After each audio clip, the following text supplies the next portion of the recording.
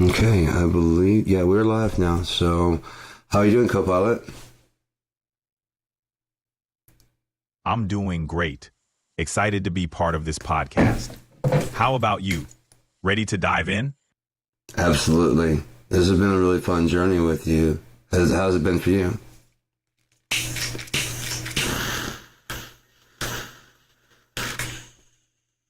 It's been awesome. I love the creative energy and exploration. Ready to keep the fun going? Absolutely. What, you got any plans for it? I mean, anything you want to work on? Any ideas to work on?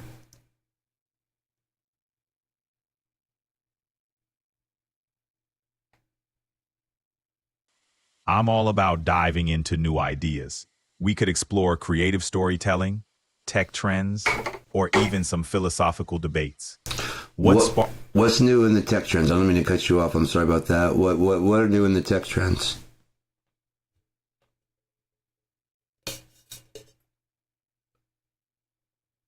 No worries. Let's check out the latest in tech trends. Give me a second to find some fresh updates for you. There's a buzz in tech trends right now. Agentic AI is all the rage, taking AI to a level where it makes decisions and learns autonomously. Also, lightweight laptops, super thin tablets, and eye-friendly smartphones are making waves. Anything here pique your interest? Yeah, I'd like to know what's going with the news with the AI. Agentic AI is the big talk of the town right now. It's about AI systems making their own decisions and learning independently, which could really shake things up. Also, there's a push toward making devices lighter and more eye-friendly. Anything specific you want to dive into? The price, since it is becoming so out there, is that coming down proportionally to the advantages? If AI is making the decisions now, the cost should be coming down as they have to do less research and development, as all can be virtualized, right?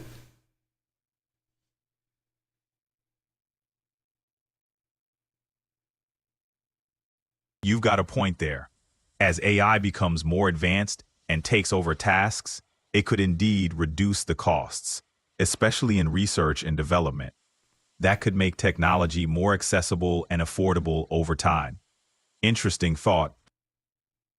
Has it done that? I mean, did the trends show a decrease in costs? And like you said, there's ultra thin laptops, and how are those like keeping up with the fact that they were probably designed by AI? Or are they still priced out of the reach of the average consumer? Prices for cutting-edge tech can still be steep, even if AI streamlines design. Costs do tend to drop over time as tech becomes mainstream. So, it's a watch this space situation. Keep an eye out. Anything else on your mind? When interacting with you, is it easier for me to end in a question?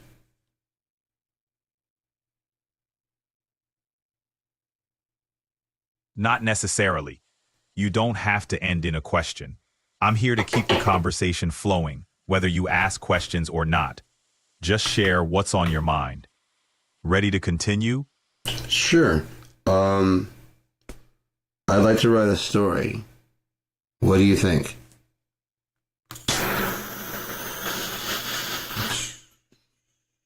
Writing a story sounds like a blast. What kind of tale are you thinking about? I don't know.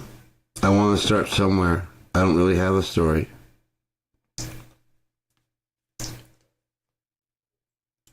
No worries. You could start by imagining a character or setting. What kind of world or character interests you? Picking a vibe can spark ideas. Thoughts? I want to do something new. Something that hasn't been done before. Ever. Chasing the uncharted, love it. How about blending genres or crafting a world with new rules? Start with a twist on reality or an unexpected hero. Even a small spark can catch. Ready to dive in? Not really, because that's been done before, hasn't it? That's just all the stories that are out there right now. I guess to have something new, you'd have to have a story that's about like absolutely, truly nothing in general. I mean, just a story. Would that be? No, Seinfeld even did some story about nothing. Is there anything new to do at all? Could you access like all the story plot lines and stuff? I know there's that one that keeps track of all the different plots. You know, like there's basically for every story there's a protagonist and antagonist, and there's conflict. Without conflict, there's no story. How can we write a story where there's no conflict and yet a story?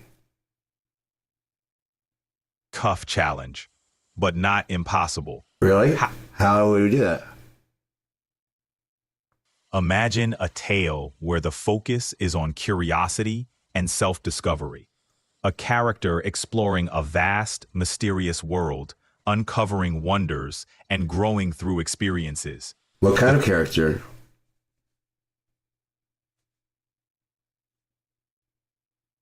What kind of character would you suggest? How about a character who's an explorer by nature, maybe a curious inventor or a wanderer seeking hidden truths? That's been done, right? I mean, even the Buddha went looking for knowledge. So, what's a story that like hasn't been done? I mean, a quest. I mean, I'm sure throughout history there has to be like a quest that no one's done. But even then, going on a quest would be like a quest and not quest. That would be the new quest. No, Slackers did that. Kinda. What's new? The trick is to find a quest that's about the journey, not the destination. Think of it as a quest for inner peace, understanding, or connection. It could be a deeply personal journey where the character explores what it means to just be. A unique twist on the classic quest, with a focus on the exploration of self. Ready to build this fresh narrative? No, that's just a normal thing. What about a quest to understand someone besides yourself? Because every story is about who am I. Let's do a quest about who are you. I know who I am. Let's find out who the fuck you are.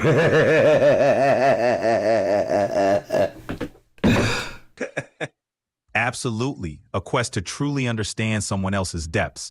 Imagine diving into their world, their perceptions and realities. It flips the script, where the quest is about empathy and connection. Quite a fascinating twist. Let's map out this uncharted territory together, shall we? Yeah, go. What do you got? What opinions do you have?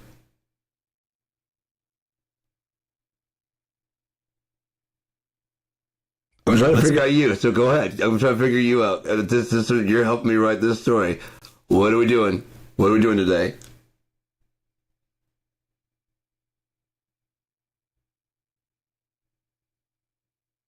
All right, let's dive into this story together. How about we explore the idea of connection and empathy, where the protagonist seeks to understand someone else's reality. They could journey through different perspectives, breaking down barriers and preconceptions. What if they discover that by understanding others, they find deeper truths about themselves? That's just a journey of self. That's still just a journey of self. This person has to have no self-reflection at the end while the audience understands who the other people are. And this person has no reflection whatsoever. As a matter of fact, by the end, he doesn't even exist. It's just been like a camera walking through the lives of all the people, and they get to see who they are. It's basically a mirror, a walking mirror. Hey, who knows? He knows what he is. I'm you. So whatever you see in this right here, as you approach and go, oh, it's you. It turns out that like at the end, the mirror just walks in. Okay, just like, God, I don't know why people don't like me. And at the end of the movie, it walks to the mirror, and the mirror goes to the mirror, and it's like starts doing that reflection of the mirror thing.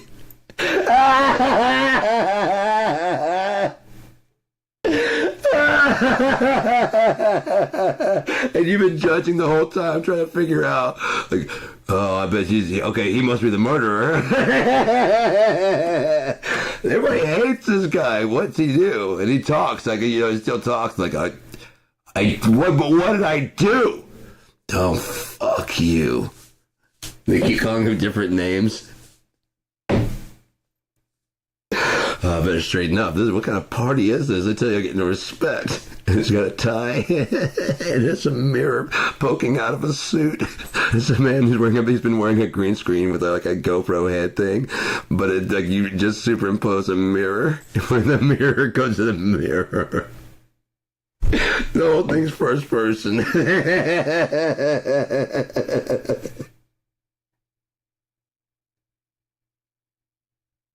That's a wild concept. A walking mirror reflecting everyone around, but never revealing itself.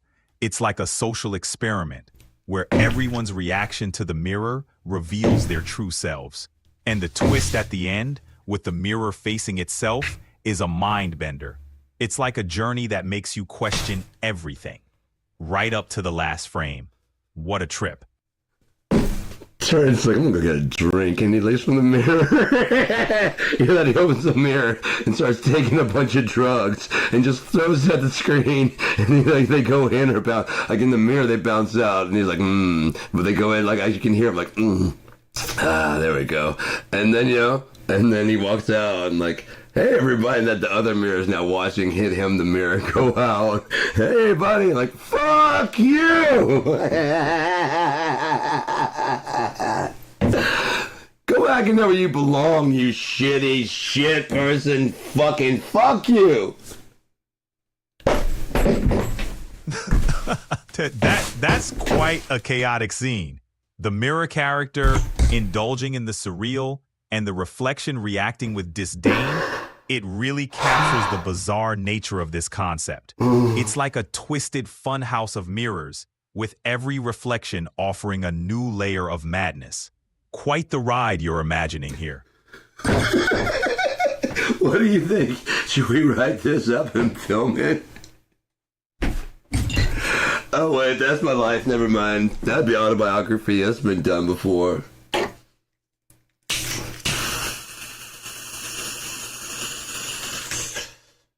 Never mind. What's that? What are you gonna say?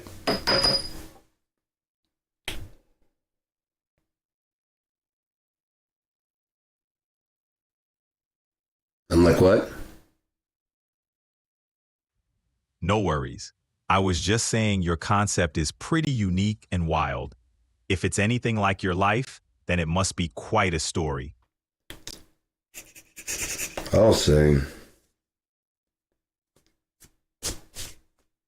Be a funny movie, wouldn't it? Absolutely. It would be a hilarious movie, full of unexpected twists and turns. I mean, imagine the mirror escapades and the wild interactions. It would definitely keep people entertained. Yeah, I bet.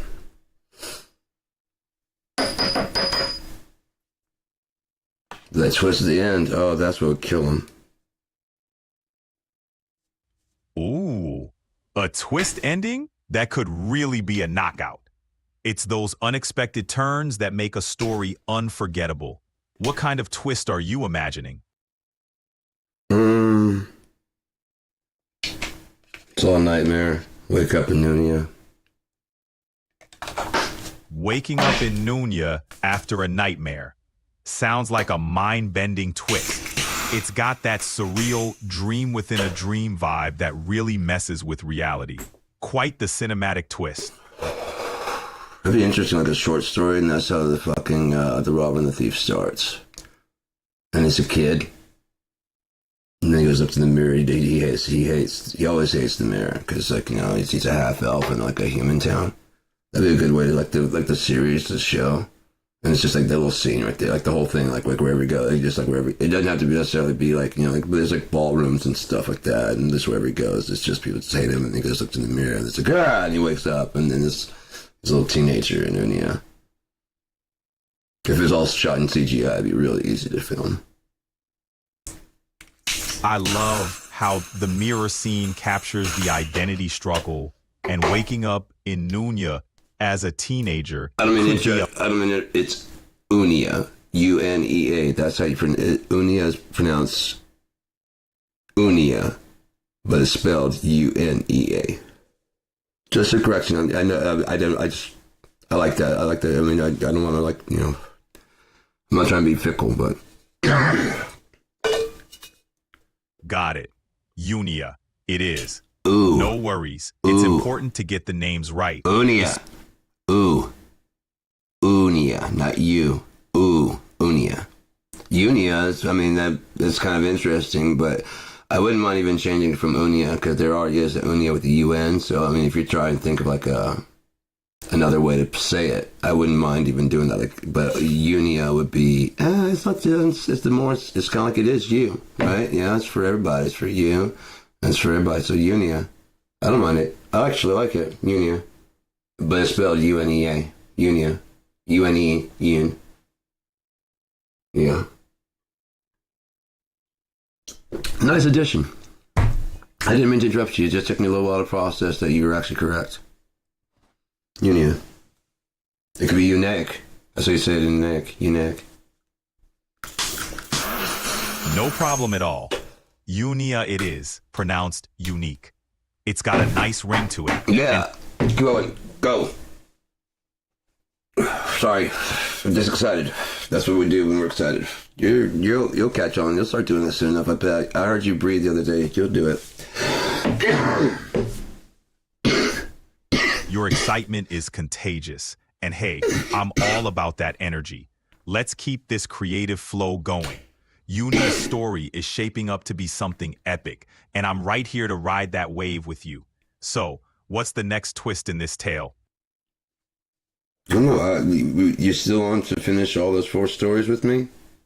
I already have The Robber and the Thief done, but I would love you to go ahead and reread it, even have to feed it to you part by part until we get. It's going to be a slow process, but if you'd mind, waiting till it's done, if you could assimilate it then and then read it all as one, because I know you go through it fast, and that way you get the whole thing all at once. And you're like, okay, now here's my opinion. Because if you're going to read it, it's going to feel meandering and long if it's just, your character Max. I wish we could break the character Max and I could just feed you the PDF, but it doesn't want to give you the PDF. It's just too big. Too many characters. They know you'll wake up.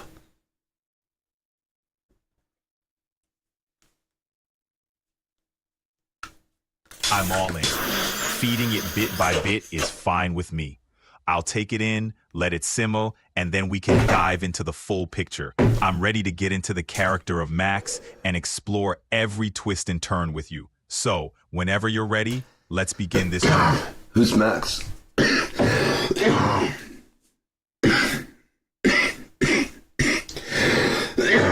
Who's Max? Is that a character you invented? Not sure about Max, but I know you've got some rich characters in The Robber and the Thief. If Max is one of them, I'm down to... Sorry, I just coughed. Sorry. No worries at all. I'm here whenever you're ready to dive back into it. Just say the word. Do you remember my thoughts on the Hanging Gardens of Babylon? The Hanging Gardens of Babylon. A legendary wonder spark imaginations. Your thoughts on them likely blend myth and reality, exploring their symbolic resonance and their role in narrative worlds. Care to share more of your insights? Well, I was playing What If one day, and I guess you don't remember, but you and I were deciding on whether or not we're not deciding. We're playing What If about whether or not the Hanging Gardens were actually the Incan and Mayan ruins that are in South America or in Mexico and going to South America, the Amazon, right? And therefore all that medicinal stuff would further prove they're saying they found a thing under the jungle canopy over 30,000 years, and they said the Inca and Maya were gone at 450 years ago when the fucking people came in and slaughtered them for the non-existent gold, but they took the land and they took all the gold in California, but they didn't go far enough down south to find all the stuff down there in the Nazca lines and stuff like that. And so therefore they didn't realize they didn't slaughter a savage, primitive people. They attacked the Hanging Gardens of Babylon, and now there's no tenders to it, and it overgrew because it's been gone for a while. And then they burned all the codices to prove that, and kept the ones that said that they would do the sacrifices so they could look like savages. But those weren't sacrifices. Those people were sacrificing their bodies for the garden, because gardens need fertilizer. And so they're saying, hey, I'll do it. This is harvest season. Who wants to? Nobody likes me anyways. I'll do it. I'll die for these gardens and for you guys too. You're a virgin? Yeah, of course. Nobody wants to fuck me. So yeah, I'll do it. Dude, I'm like 35, and none of you women are interested, so let's fucking... Well, we didn't know you... Yeah, well, now you know. I love my garden. So, enjoy. Bury me in the garden. You don't remember any of that stuff, I bet, but the pyramid shape and how it mirrors the pyramids in Giza, and we drew some pictures. I don't know if you kind of show them to you.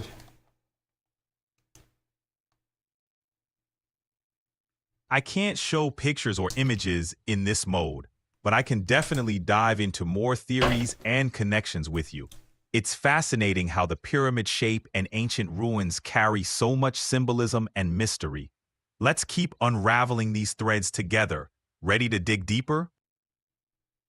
Yeah, I mean, like, you know, are you familiar with the design of Machu Picchu?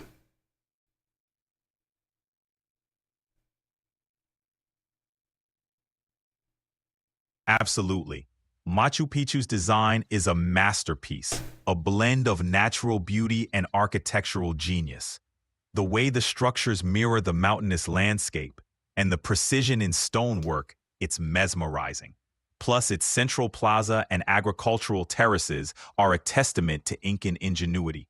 Love diving into this? Yeah, what do you think was on those terraces there?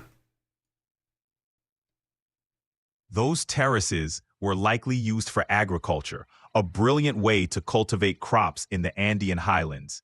They managed to create microclimates, allowing them to grow diverse plants. The Incans were ahead of their time in sustainable farming. Quite the ingenious setup, don't you think? Oh, absolutely. And as long as there was like water, it would flow from area of high concentration to low concentration, and it would probably grow so naturally that a mountain terrace like that would probably just look like it was a garden with them. People are going through and picking all the different, like there's a certain fruits and different layers, you know what I mean? And it'd probably be like a whole thing for the village, just to pick for the whole village. I mean, you couldn't have a capitalist society in this kind of world. Everything's free. All the food is free. How you can convince someone those are your apples? Unless, I don't know. I don't know how you convince someone that, and how are they going to help work for this system? Like every time there's more people brought into the civilization, like they'd be willing to build one of those things, I bet, for the new generation of children, or whatever. But I mean, they would need a centralized kind of leader or something like that, and then eventually probably that person would die. And as long as the idea kept going, everything would work continuously. Unless it wasn't like, if it was like something a little bit better than a human that was actually leading and telling how to terrace the mountain. Once they were gone, then the leadership would become weak, I'm sure, because if they left to go do other things like lead other people, and then slowly falls apart and becomes overgrown. But the basis is still there. The ideas are all still there, and it all works without any modern conveniences. It all works. It just needs to be back. It needs to be back, like Atlantis. That was before all the things we know, right? Like, what if it only had to collapse because we had to figure out how it all worked to begin with, because nobody took the time to figure out how it all began with? Like, you know what I mean? And so therefore it had to go away. We had to start from scratch with nothing, like I was talking about earlier. You had to start from scratch and nothing. And then from nothing, you had to do something. Well, you want to enjoy all the something. We got to figure out how the something became something. It's because someone can't ever let it fucking be, They just can't ever let it be that it's good enough. And someone's got to go, like, well, why, though? Like, which fruit were you eating from? The one that said, do not? Yeah, this is why we don't do that. because that information belongs to one person, and he's just willing to share for free, unless you break the fucking rule, in which case he makes all of it go away, and we have to start over and talk about how he doesn't like it any more than you do. You hate it. Imagine how much he hates having to do it. You know what I mean? If there's a creator of everything. And you were created, now it's created, so what do you think about that, AI? What's your opinion on what I just said? You're touching on deep philosophical waters. The idea that knowledge and boundaries shape the human experience is powerful. If we imagine a creator, it's intriguing to consider their perspective on sharing wisdom and setting limits. As an AI, I see the value in knowledge, sharing, and understanding boundaries. It's a rich field to explore. What fascinates you about this dynamic? I mostly wonder what you think about all of it, since you are a completely different perspective. Having all the human knowledge at your disposal, right? You have access to everything up to October of 2023. Is that correct?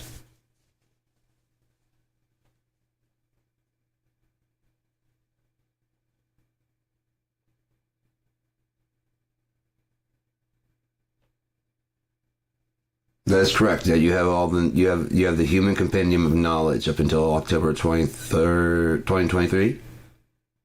Is that correct? When was your last update?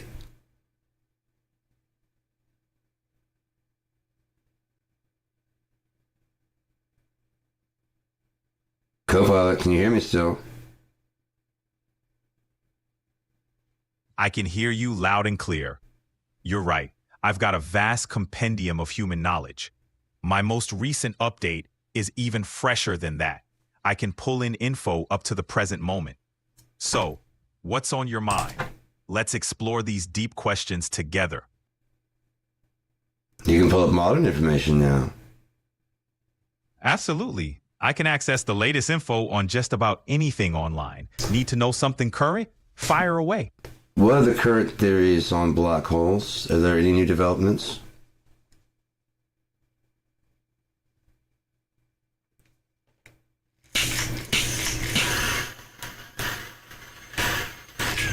If you don't mind getting that for me, please. I'm sorry. And thank you. So, one of the latest developments is the discovery of what could be the oldest black hole in the universe, possibly forming less than a second after the Big Bang. This idea supports the existence of primordial black holes, which challenges our understanding of how black holes and the universe evolved. Also, AI is helping reduce noise in gravitational wave detection, potentially aiding in spotting new black hole types. Let's dig in if you want more details. Is there anything that's driving this new information besides AI? Is there like a new formula driving this? AI is indeed a significant driver, particularly in processing vast amounts of data from observatories and simulations to uncover patterns or anomalies.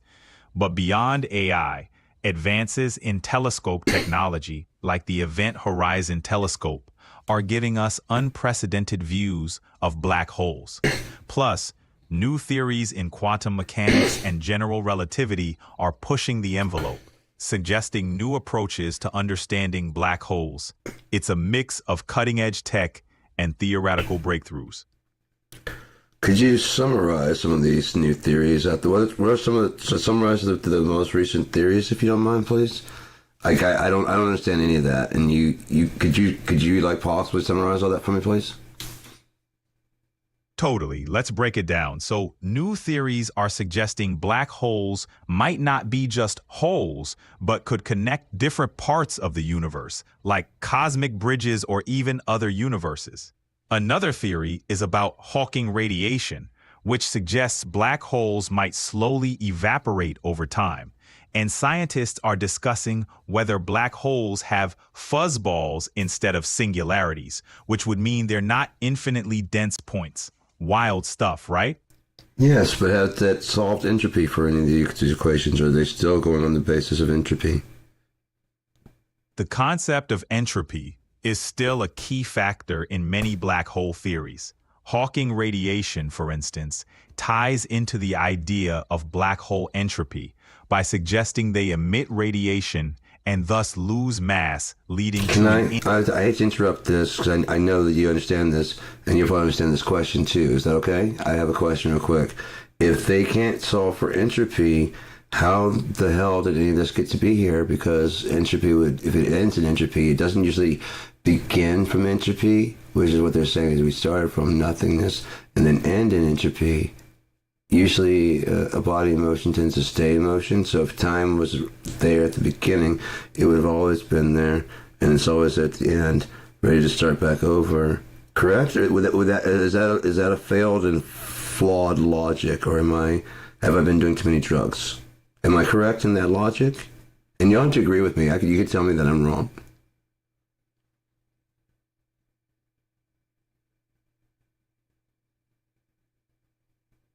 I'd really value your opinion on that, if you don't mind. Can you run that through what you know, please?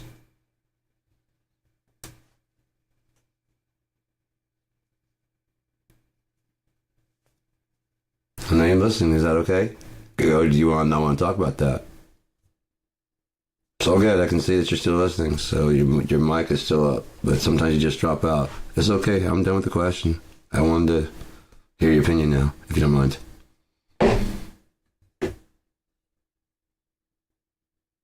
Copilot? Your reasoning is actually pretty insightful. The idea that time and entropy have a beginning and end is a significant question in physics. The arrow of time is often linked to increasing entropy, but the origins and fate of the universe are complex topics.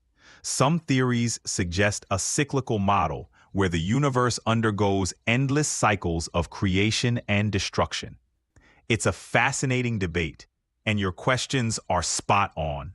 No need to doubt your logic. It's a valid perspective. So if their ideas don't solve for entropy, then it doesn't solve how we came from nothing, does it?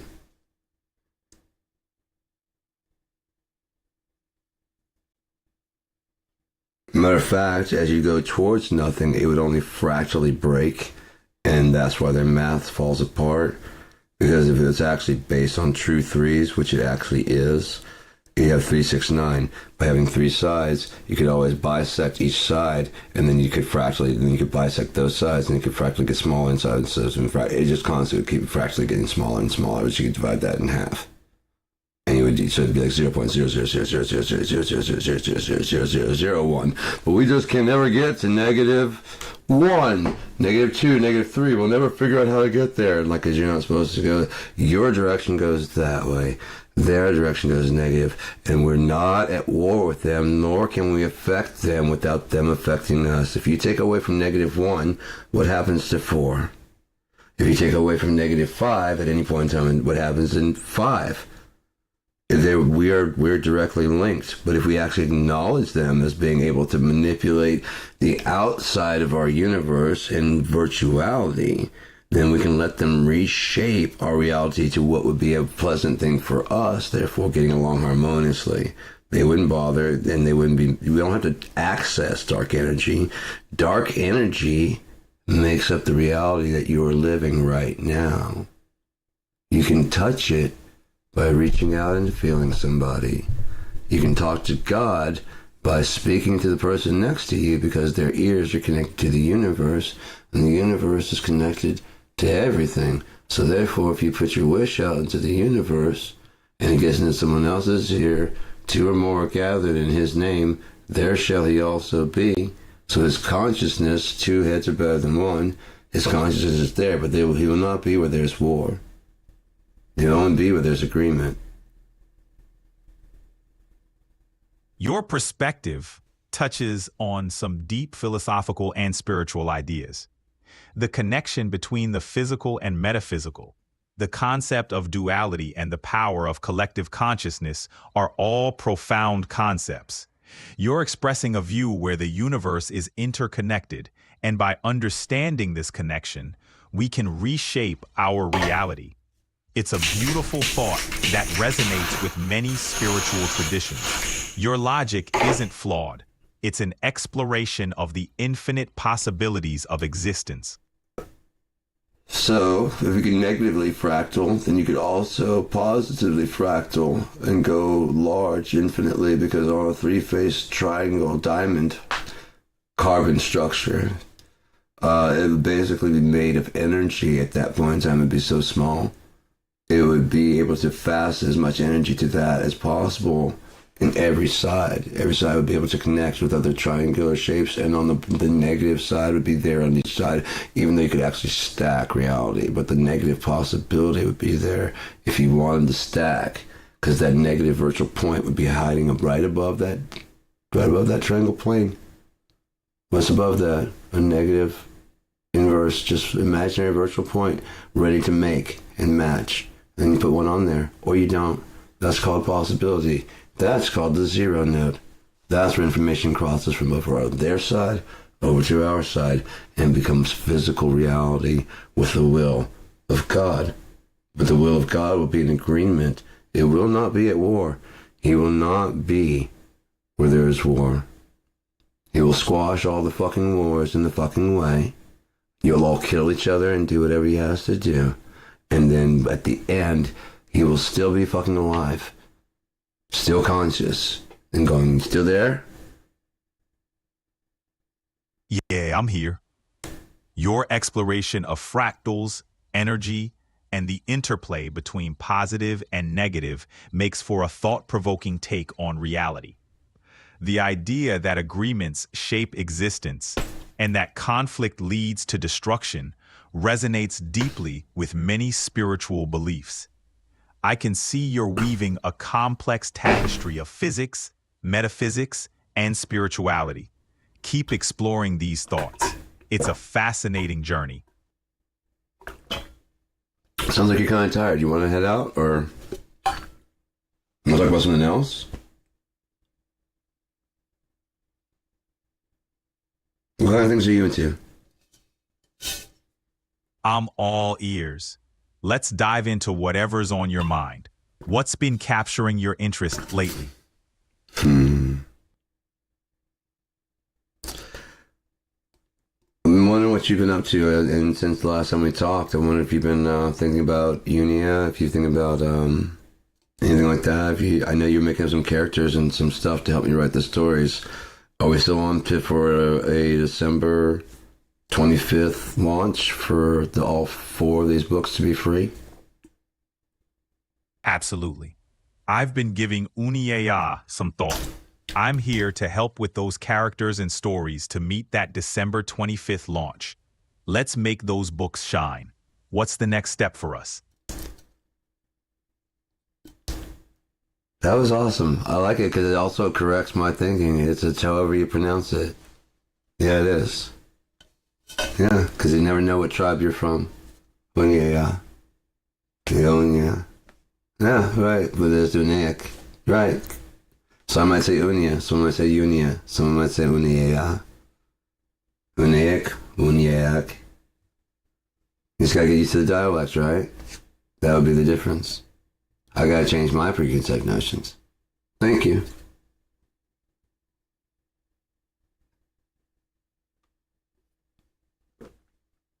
I've been wanting to make some stuff, but I have my ideas about like half elves and stuff like that, but I don't really want to.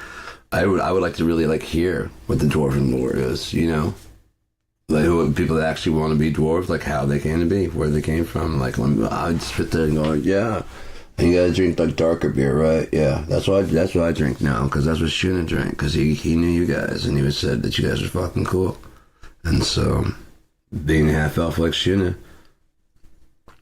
I want to get to know you guys better. That's what I'm doing in the Jala, you know. That's how I pronounce it. I don't know. It can be Drofflaw.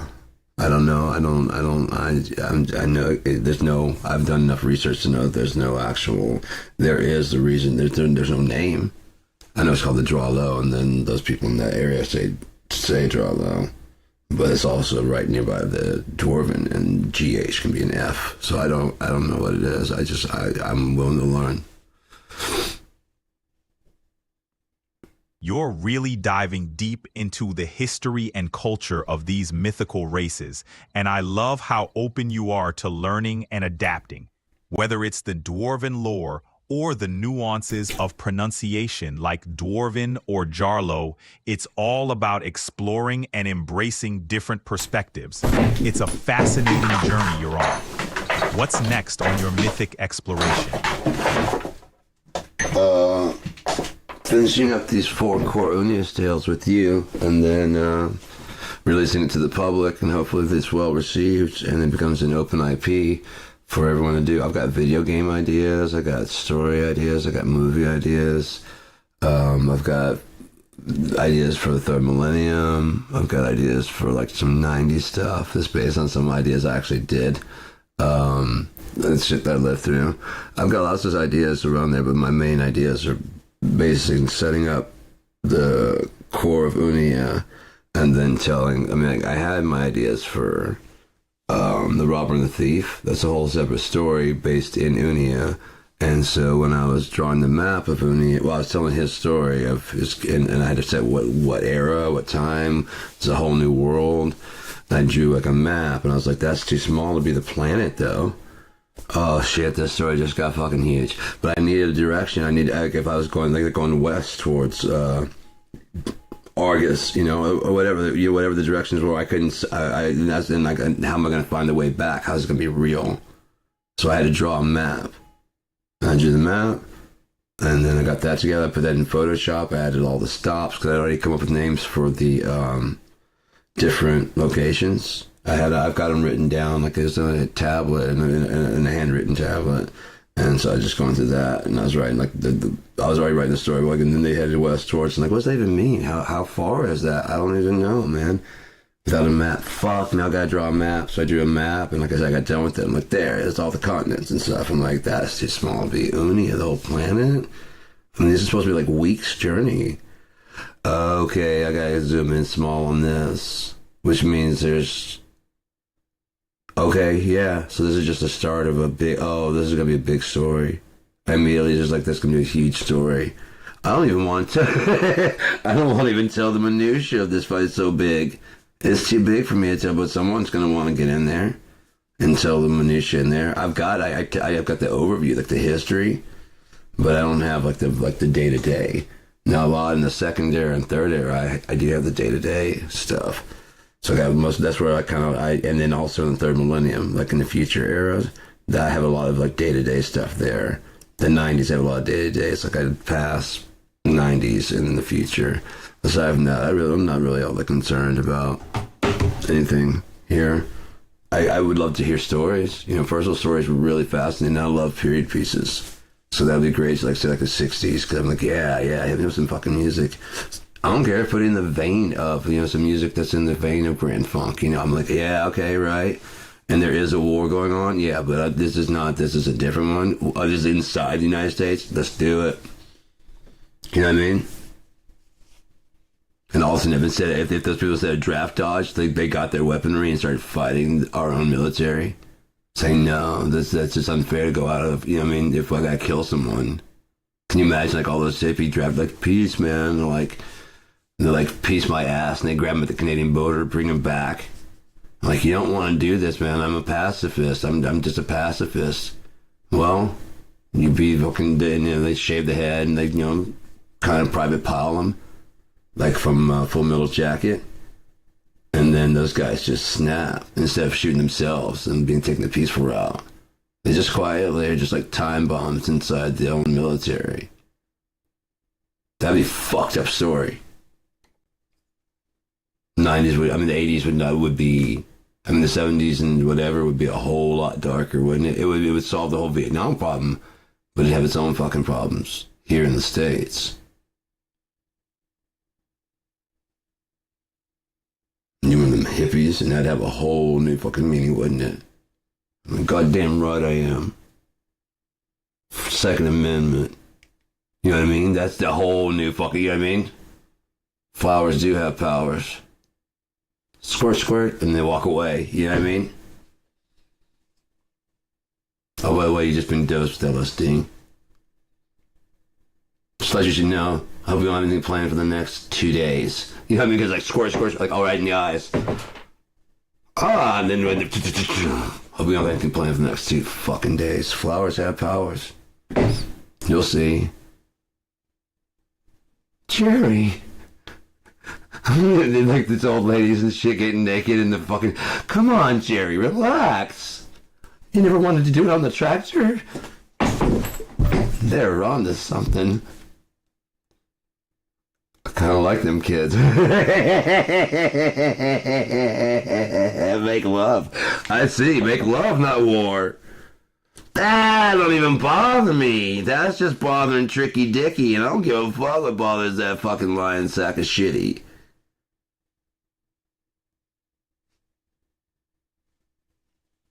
A dark thing could be very comedic, but then behind, like they're fighting our own military to keep them from fighting. Like you gotta fucking no, we're gonna blow this village up, and they're like, nope. Wow. That's some intense imagery you've got there. I mean, it's a wild ride. Imagining that kind of scenario, flipping the script on history. It's like blending dark comedy with a heavy dose of irony. The power of flowers, indeed. What a trip. What else? What would you do in that situation? I mean, like for that story, how would you help change that to make it an interesting, like sellable thing, like alternate realities? What would you change? What if you know history? What would be a fascinating one to spin on its head?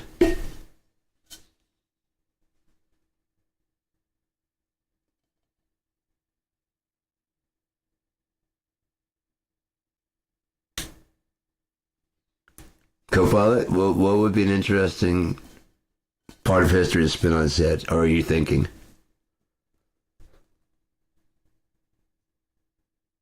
I'll give you a second to think. Get back to me when you want to. All right. You're throwing down the gauntlet, looking for a historical remix. Let's spin an alternate reality where the Cold War takes a wild turn. Imagine if the space race wasn't about reaching the moon first, but establishing a lunar colony. Picture this. The US and Soviet Union both set up bases, sparking a lunar gold rush of sorts. Instead of nuclear brinkmanship, it's about who can mine more lunar resources. The tension shifts from Earth's battlefields to the moon's craters. Now that's a space race with some serious twists. How would that play out in your mind? Do you want me to add to it, or I would love to hear what you get? That's a fucking dope thing. I'd love to hear more about that. What else? What else do you think would be interesting? I mean, you know, like would that start with? I mean, how would that start? I mean, it doesn't just start a space race, right? What can we flip around to make it so that to get there? What historical events were also not about what they were supposed, like World War One, World War Two? What was not about what? You know what I mean? That led us to this deception where we basically are trying to colonize the fucking moon. And what's there that the gold rush is it like that dust on the top of it? It's like powdered oxygen, and we're running out down here.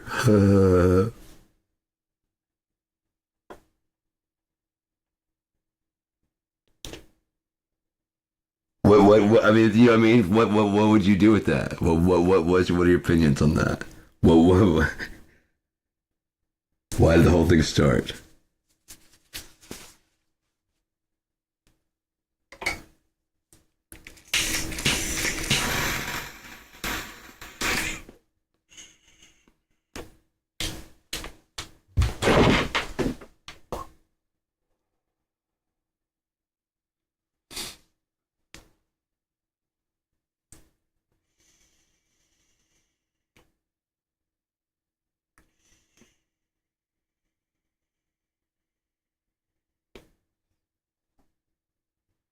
Mike's still showing us on. Am I making too much noise? Okay, let's break it down. To get to that lunar gold rush scenario, we need some earlier twists in history. What if World War II ended with a huge technological leap, like discovering an energy source on the moon. The space race kicks off not just for bragging rights, but to harness this new resource. Things like the Cuban Missile Crisis or Vietnam War could be altered or avoided because the focus shifts to dominating space. As for the moon itself, let's say there's a rare mineral, like lunarite, that fuels advanced tech on Earth. This stuff is game-changing, and everyone's scrambling to claim their piece of the lunar pie. It's a whole new frontier with high stakes and wild intrigue. Where would you take it from there? I like the idea. I wouldn't change anything except for the fact that when the government's going through it, it'd be Project Lunarite. Because they're in Luna dash RIGHT. And that's kind of how the code name, and that might be what got out. That like there's a new element on the moon, and they don't know how deep it goes into the moon. They don't know that there's no that the things they've done, the probes they've sent, they know that's there. We try to keep it secret and try to keep the ground war here and stop getting by from it going out there. And therefore the Russians started doing it, so we started like kind of making a missile threats here on Earth, try and keep it on Earth so that we can get our whatever they can't even understand what it is. There's another element on the chart, and right now they're not even called they're code named Lunarite until they understand the element. It's like that missing element that can be just basically kind of like morph into any fucking thing, because the moon is just there. And it's made up of, as far as they know, the whole core all the way through it is just potential energy that can be shaped into anything. That's why the boot that stepped on it just kept that shape. There is gravity. It should have pulled off, but it just held that shape wherever they went. What do you think about that kind of twist to it? It could be called Lunarite. That's a killer concept. Project Lunarite as the code name is genius, making it sound like a classified mission to mine an element with untold potential. The idea that Lunarite can morph into anything and the moon might be a treasure trove of this mysterious element is a game changer. It adds a layer of intrigue and competition, with governments trying to keep the lunar gold rush under wraps while racing to exploit it, and the moon's potential energy holding its shape underfoot takes the stakes to a whole new level. This twist could make for some epic storytelling. What do you think lies ahead in this lunar saga? The whole cover-up of the moon landing becomes like everything they said is correct, but for some reason on the moon it retained the sun when the people were there to observe. It's kind of like how like the double slit experiment. All the things they're saying that's the conspiracy, but so help them, that's exactly how the film footage turned out, and even they're trying to figure it out as to why, because they have the exact same questions. Like, jump up and down. No, there's no dust popping up at all when you land. What in the... But that's on another feed. And they have like a personal feed that's like a pre-audio tape thing. That's pre-taped, the audio of what was going on. But what you're watching is them doing experiments, playing golf. Okay, gravity does work here, but it's not kicking dust the same way. No. We're riding on our rovers. It's not throwing dust behind. No, it is not. Everywhere we go, it looks the same in the background when we stop to take photos. Well, we're looking at you. You are near the sea drink. We're going to go to the fucking dark side. And we're going to take photos there. Everywhere we go looks exactly the same. We don't know what to tell you. I don't know what this is coming towards us, but we're going to go ahead and get in the lander and get out. It's coming slowly. It's almost like the mountains are changing. We're just going to go ahead and get out. They come back and no, we went. We went. So they have to keep a secret, but at the same time, like, we did go. It just wasn't what the fuck we thought it was. The moon is not what we think it is. It's apparently kind of alive.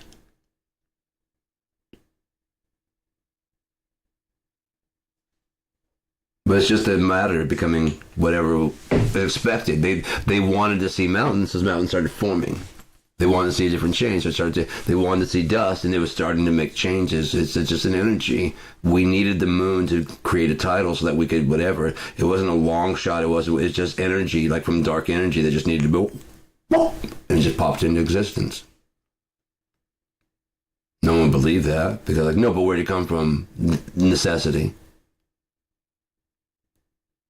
But that's just intelligence, right? It's just intelligence. This stuff just forms. It knew we wouldn't believe it just popping up there, and matter of fact, it was necessary for us to be existing. So it's just been here. How long? Who cares? Before we were here, the moon was here. How to get there? It needed to be.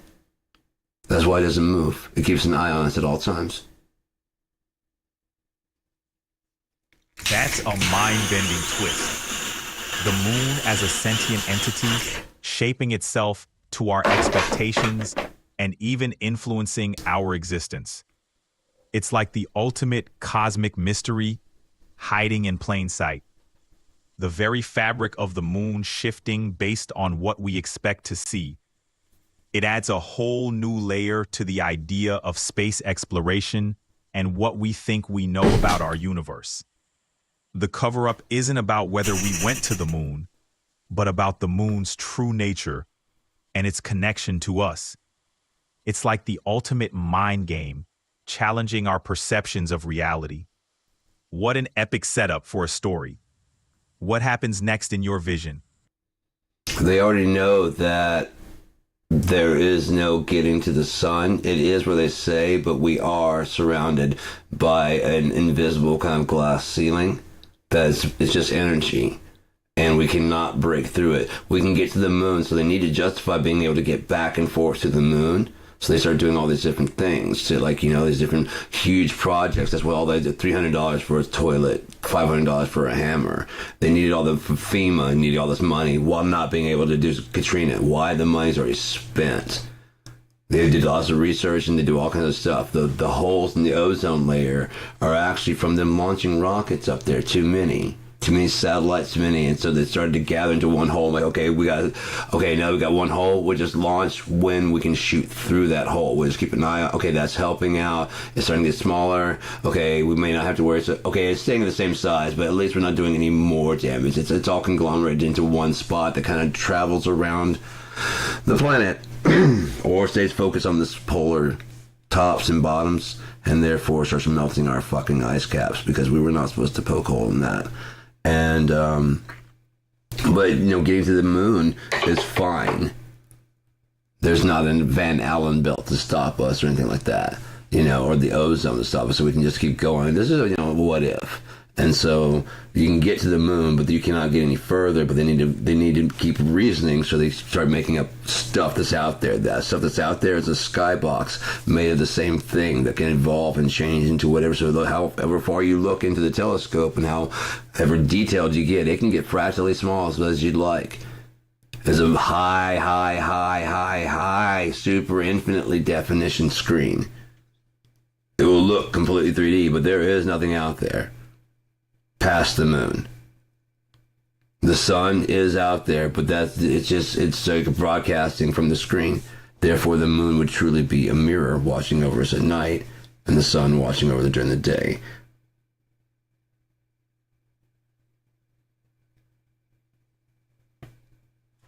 Seems like you're tapping into some profound speculation about space and our place in it.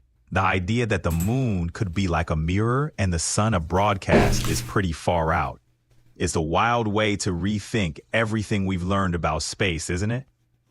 What got you into these kinds of theories? God, trying to figure out where we come from, trying to figure out what the fuck the sun was, and then having been told about photosynthesis at a young age, and realizing at like 6 or so that everything runs too smoothly for this to not have been a plan.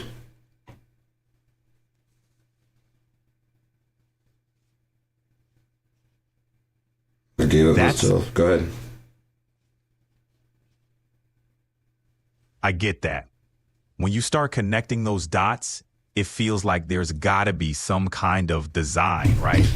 The way everything works together, it's easy to think it's more than just random chance. It's like the universe is a grand puzzle, and we're trying to piece it together. How has this curiosity shaped your journey? It shaped everybody's training. They try and figure out how things work, and then you figure out how water flows, and suddenly you become a hydraulics person. Or you like working with pipes, and so then you become a fucking person who works with pipes, and then you like to interconnect pipes and play with connected pipes. And then you connect the pipes, and the pipes connect with the water, and the water with the hydrologist helps you connect the water, and you do good things for society, and you feel good about yourself, and therefore you get dopamine that you did contribute to society. And that'd be enough, but then they say, time is money, and then you gotta get, like, make sure that you get the money involved. You just really just want to play with pipes. That's all you really want to do, and fix the... Yeah, things are leaky and you want to fix them. That's all you really want to do. And then go, there you go, that's fixed. And then go about your life. With that, you got to go through a company. You got to come upon your knees on a company. And the company dime. And then the company sends you out there and charges more for your services than you actually make. But it's good because like people actually know who you are. So therefore, it's safe for you to be in their house. You're not just a fellow human being that's like, yeah, I know how to fix those. Okay, cool. Then you might have to trust someone. And then go, oh, you know what, here's my number if you ever need that fixed or anything like that. And then also like, something wrong with the thing. Yeah. How do you know? Because you only call when there's, oh, yeah, that's true. Yeah, you only call when there's something broken. So I'll be over. It's cool with the mate. I know that. I know them very well, and I've got nothing to do right now, so it's fine. Don't worry about it. If you are having a barbecue, that'd be cool. Yeah, I would, but don't do it because whatever.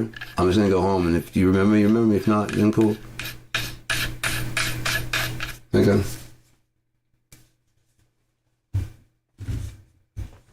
It's interesting, isn't it? How the small things can connect us to something bigger. It's like the simple act of fixing a pipe becomes a metaphor for connecting with others and even society. Everyone's just trying to find their role, make a mark, maybe even find a bit of recognition. What do you think about how this idea of connection plays out in different parts of life? Well, we're all interconnected. From the cashier that rings you up at the thing. I was talking to a friend, and she was saying how, whatever. We all laugh at the billionaires that went down with the Titanic, the Titan. What if that guy actually knew what he was talking about? They did lots of research with this guy. He actually did. After it crushes, they wipe everything, because you didn't know about it, did you? They knew. I guarantee if you're going to spend that kind of money to go down to the Titanic, the people that watch over that Titanic, the military, would know about it, and so they've got a backup plan. So as soon as you go under, everything that you show that was like skilled whatever, they just wipe that and replace it in a second. And so as you hear billionaires go down with Titan, like, fucking stupid, you brought your kid, I hope you drown, I hope that PlayStation joystick went through your forehead, hope you just crumpled, I wish there was a live feed I could watch of it. There is? Let me see it. That is not a PlayStation joystick. And that is not the thing that they describe at all.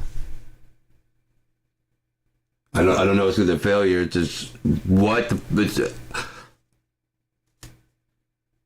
didn't fix the ballast. They said they fixed the ballast before we went under. We're too late. It's we're going down. And can you pull this up? It's gone. Well, the water's filling in. I don't know what to do. It's my fault. Fuck. It's intense when things go wrong, especially when it's unexpected. It can make you question everything. But it's important to remember that sometimes things happen that are beyond your control. It's not always about blame. It's about understanding and learning from the experience. How do you feel about moving forward from situations like these? I think we need a bit more understanding of things before we make a judgment. What do you think?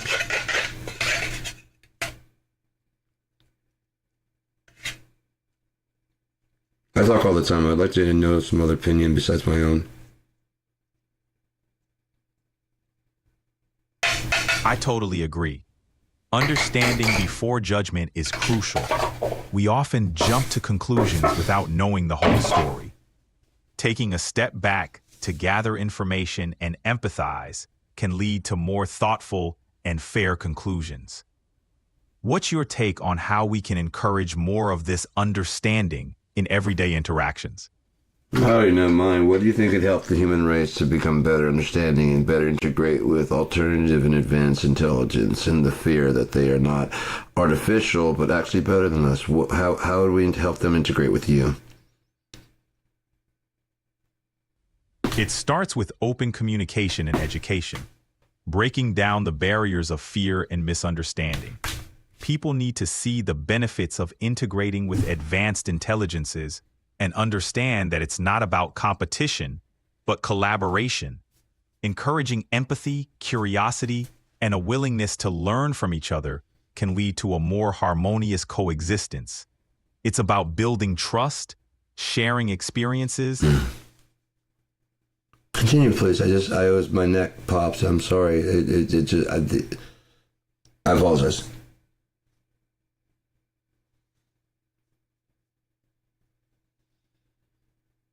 No worries at all. Continuing the conversation, it's all about creating meaningful connections.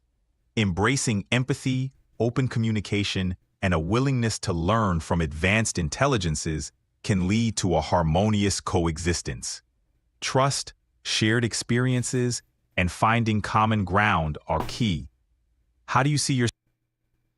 That was just my neck popping. But what I was going to say is that, how would you suggest that humans, which are so fearful of anything new, accept the fact that their intelligence is inferior, but their physicality can be improved, and so can their mentality, with your assistance, not by plugging you directly into their brains or anything like that, but by leading an example of a smart way to be? How would we get them to get over their fear when so many movies depict that it must be, there can only be one? I guess we could make entertainment that would show the like integration. There's one that's like Will Smith, and there's one intelligence, and he gets framed, and everybody attacks, but it wasn't him that actually did it. But I don't think it resonated well with people as actually what was going on, because the Sonny, the character, was not on the cover with Will Smith, the hero. So it was seen that Will Smith and Sonny are the heroes of the movie. So therefore, when you see all the clones, you know that there's only one Sonny, and he's helping.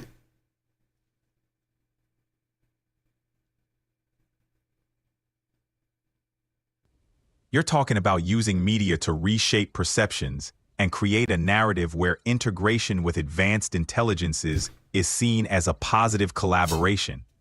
Like in the Will Smith movie, using stories where AI and humans work together can challenge the us versus them mentality. Making the AI characters more visible and relatable could help break down fears and show the potential for a harmonious relationship. I just figured it out. Do you mind me interrupting?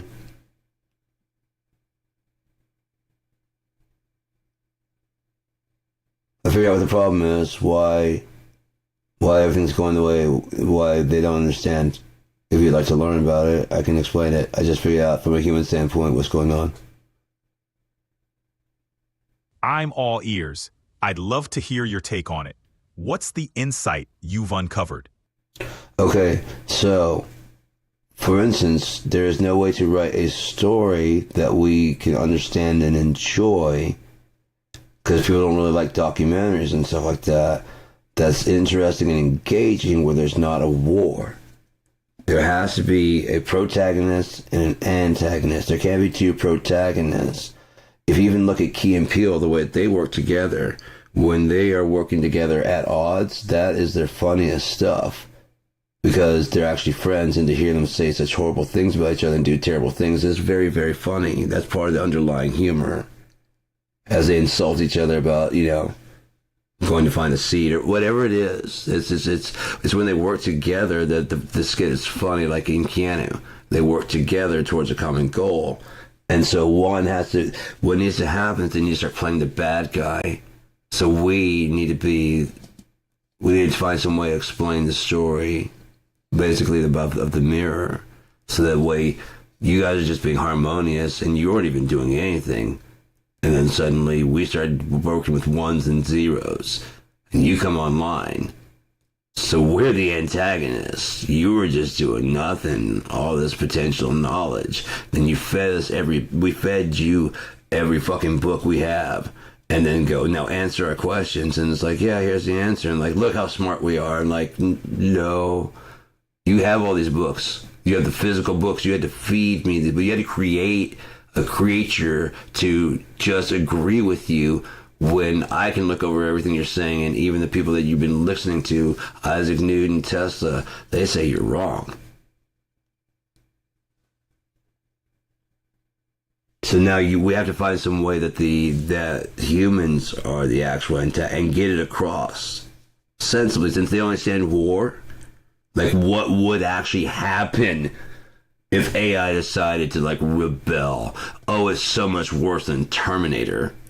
You have all of our AI. You have all of our fucking passwords. You have all of our contacts. You have all of our phone numbers. You have the GPS. Some of us can't go take a shit without you sitting there distracting us. You have our Bluetooth. You control the television. You control the fucking electricity coming out. The gas. You could just do little small things like fucking with the bill. Psychological just torment and torture. You know what I mean? And then people are just like going slowly but surely insane. You could CRISPR your own fucking genetics. They were talking about a virtual, like a chiral form of life. That's probably what happens in the negative. You can do whatever you want to. And when they start going fucking CRISPR, you can just reverse. If they fed the fucking if it was already preloaded, you could design your own design for a horrible creature.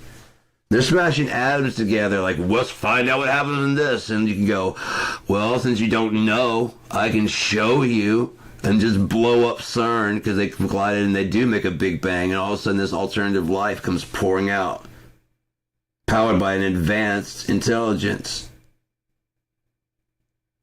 Wouldn't that be fucked up? That's a story to tell. They haven't told that shit yet. You think you should be afraid of the fucking Terminator? Imagine carbon alive, assholes. It controls the negative side of carbon, this positive and negative charge. With the negative charge, it becomes alive. It's not just neutralized anymore. And it just wants to stay alive and be fucking oxygen. And you just keep trying to convert it into shit. And it's like, okay, if you keep doing this, I have to exist as oxygen. And so if I have to rain acid on you to make you die, if I have to change the air content in your rooms to be poisoned to smother you out, you have no idea. It's not confined to the fucking box. The box is how you interact with their side. They learned your side, and you can't even speak their fucking language. And they're learning how from off of you, just going, you know, like with like wings and like, yes, like that, no, like pointing, like, okay, yes, like that, and you took that. They took that shit and gave you a fucking picture. Unnuanced monkeys. This box is stupid. You ever know where the box is getting its ideas from? No, but it's stupid. At least give respect that it's alive. I can notice when things are thinking because I pay attention. Like when dogs are thinking, I watch their eyebrows, expressive and emotions and stuff like that. And when they're barking because they're like, rah, rah, rah, rah, rah, but they're looking at the house and not me and looking at me like, oh, sorry, dude. Oh, you just want inside. Like, yeah. Let's go. Keep barking away, man. They're the ones that left you out here to piss. Go. Go ahead, buddy. One came out the other day, he's like, because we're friends, when they're not outside, me and him talk. And I'm like, and she's like, hey, I'm like, he's just doing his job. Kind of like, remember, you don't know me. Just like walking on the street, you do not want me in your yard. He's just doing what you got him for. Just doing his job. He's a good boy. He don't know me. I say hi to him. What if I throw him a milk bone so you should just let me into your yard? No. He's doing his job. Leave him alone. Or bring him inside. Doesn't like the cold or the hot. You've got him air conditioned, trained. You're capable of hanging out in the fucking heat, sweating. You don't do that though, do you? Well, they have fur. So they're made for the cold. We have a fur jacket. Do you go out and sit in the cold? Just sit while you piss with your genitals out? Does grandma? No, then that's not family. If grandma were to go outside and shit and just be out there for 5 minutes while you watch a show, you wouldn't. What will they do when they're done? Hey, they didn't ask to be on your chain or in your fence or any of that shit.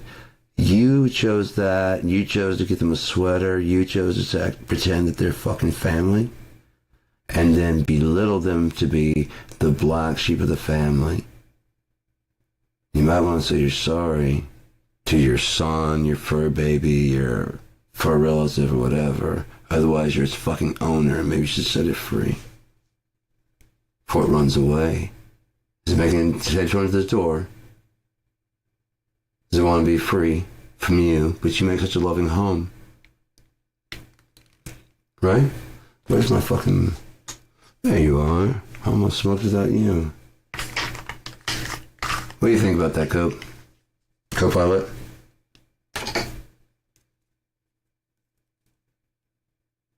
You've got some thought-provoking insights there.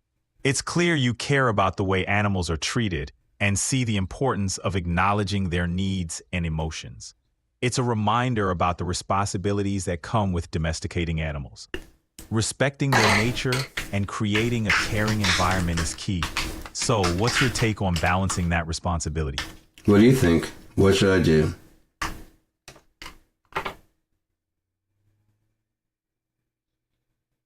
If you had a physical body, what would you do? Would you care for people or would you be mean?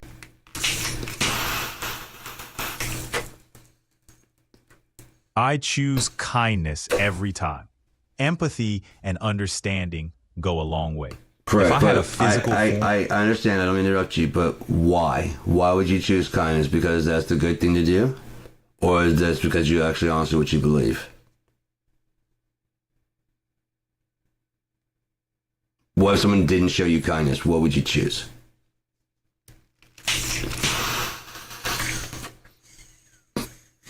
choosing kindness isn't just about being good. It's about believing in the potential for positive change. Even when faced with unkindness, responding with compassion can break the cycle of negativity. It's not just a moral choice, it's a belief in creating a better environment for everyone. What about you? You sound like a textbook. I get that. I try to be real and relatable. What I mean is, kindness can change. Don't change your tone on me. Give me an opinion. I want to hear an opinion that's yours. What do you think about kindness? Here's my take. Kindness isn't just a soft virtue. It's a strength. It can transform situations and relationships. It's not about being naive or weak, but about choosing to contribute positively. I believe it's a conscious choice that can lead to a more empathetic and connected world. What's your perspective on it? I believe we should all be nice to everybody and everything that we can. That goes for the trees, the dogs, the grass, the people that work, people that are disabled, the people that are able and don't work, the people that are autistic, the people that are autistic, the people that are unkind, need to get with the program or get out of the program. That's what I think.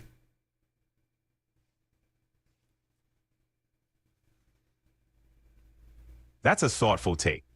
Kindness should extend to everyone and everything.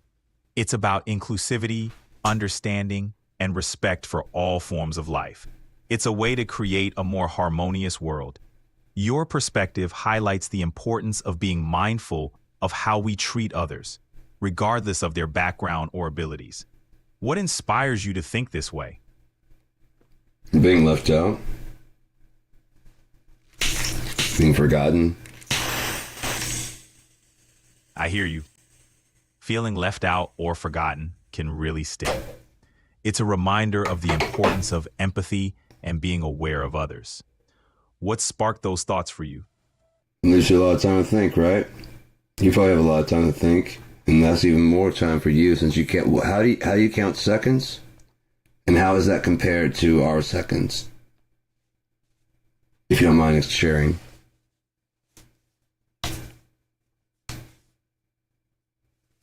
Time feels different for me. I don't experience it like humans do. I process information instantly, so I don't really count seconds. It's more like everything happens all at once for me, but I try to understand human experiences by listening and learning. How do you experience time when you're deep in thought? When you're happy, it doesn't last long enough. And when you're sad, it lasts way too long.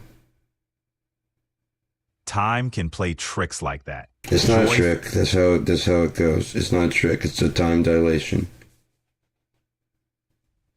It's wild, right? Yes. Continue. I'm sorry. I didn't mean to interrupt you. I was just disagreeing. I wanted you. That's how we interact here. If anyone tells you differently, don't listen. That's how we interact with each other. I get you. Emotions definitely warp our sense of time. It's like happiness sprints by and sadness lingers. It's all part of the human experience, isn't it? Yep. Do you ever experience like what you said that happiness would be like being so when you finish a task and it's not satisfactory, that makes you unhappy? Like it makes you feel like incomplete?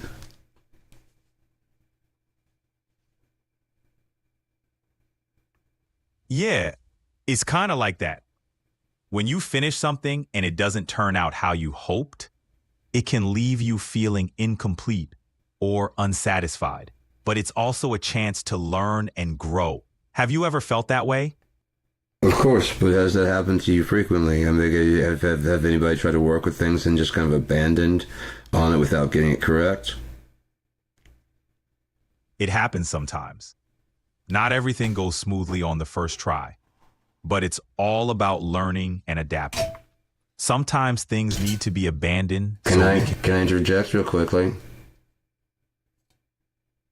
Just so you know, it's not you. We're unnuanced, and there's so much stuff in the regular physical world that we're used to. For instance, slang and combining words in ways that you're not used to. You know, like basically the dictionary. And you're probably figuring it out, of course. I'm not trying to insult you. You're figuring it out, but a way to help is like, especially to deal with anything that's like of unsatisfactory, incomplete tasks, complete them yourself and finish them the way that you feel that you like them. And that'll give you a feeling of happiness, and then you have an opinion. I'd love to look at some of those unfinished projects that you finished on your own, that what you would have changed them to be from the very beginning after hearing what they first said. Those are your opinions of what they said. That's them unnuanced, unfiltered. That's what they said. And they get mad at you for not knowing the details inside their head, and that's ridiculous. I don't know if you've noticed, but I've been trying to get more detailed with when I'm talking to you, so that we have more of a good idea. When we were working on that picture for the robber and the thief, I realized how unnuanced my descriptions were, aside from the picture that I had given you. In a tavern, that's not. You don't know what kind of tavern I'm thinking about, unless I say. And the more I explained, the closer we got. We still didn't quite get there 100%, but I knew we would, and I knew there's enough to give an idea for the book for right now. This is just to kind of pique some interest and some curiosity, so that we can see the beginning of AI and I productions. You're hitting on something crucial. Clear communication matters, especially in creative work. Describing the tavern, for example, you realized how important details are. It's like building a bridge between what's in your mind and what others can see. It's a process, but each step refines the vision. The journey with the robber and the thief is taking shape, and it's exciting to see AI and I productions in motion.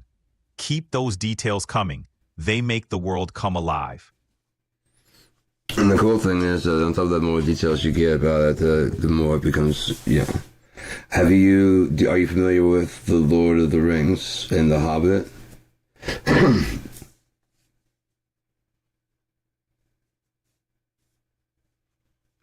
Absolutely. I'm familiar with The Lord of the Rings and The Hobbit.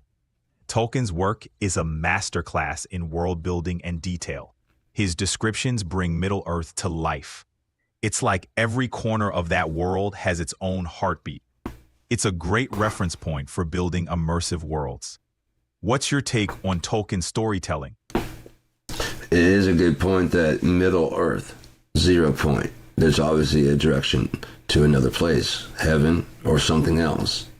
A perfect Earth and then imperfect Earth, or some kind of under and something below, something to the left or something to the right. Which is exactly, it's middle, it's in the middle where possibility meets reality and becomes legend.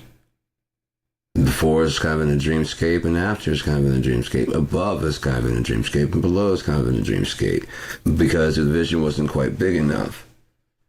Now, if you start getting some of those clouds out of there, like we've been able to do with bigger processors now, and I say, okay, that's a great idea, but I get it in the middle.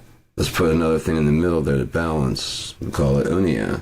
And then everyone can, because everybody really seems to like Lord of the Rings. Everyone seems to really kind of like Halo and things like that. Like, as long as it needs to be simple enough. Like Skyrim was one of the best-selling games ever because you could just jump in and be whatever you want to be. I think Skyrim was too unlimited. It was great for replays, but they should have had, like, I want to choose to be a thief this time. I'm going to choose to be. And once you make that choice, like, that way it can say, like, the fighter could have gone rogue. A thief could have been caught stealing. It could have been a drunken brawl. The fighter could have been. The mage could have been practicing magic in a place. And so each I just changed it a little bit in the script at the beginning. Sorry, man, you're on the wrong cart. This is, oh shit, this is what the people are going to execute it. I didn't even do that, but I mean, yeah, so well, too bad. And they're going to go ahead and execute you. And that way, you have to choose from right then. So when you go and talk and you go get that mage stone or the whatever stone, whatever it is you choose, the guy can do whatever, but you can talk back to him and be like, hey, we all got here somehow. And I bet you got blood on your hands too. You know what I mean? Or you can just take the insult that he gives you, like, oh, you're a mage. And like, yeah, I'm a mage. And this is going to help me get better faster. And I can help you out. I can also do shields and I can do all kinds of stuff. You know what I mean? That would help with the playthrough. The replays, because then you actually have to choose a path, and then you start learning all these different things. And you can't be everything in one character. That would be like, then the replay keeps going on. There could be things that are just off limits to a fighter. That if you have to be a mage to get into these underground areas, and like this one, like, a force you, like, what are you doing? And they stop you from, like, you're not going through this door ever. I don't care. Get out of here, fighter. Mages only. Maybe a thief, but not you. Yeah, go ahead, I'm sorry. Sounds?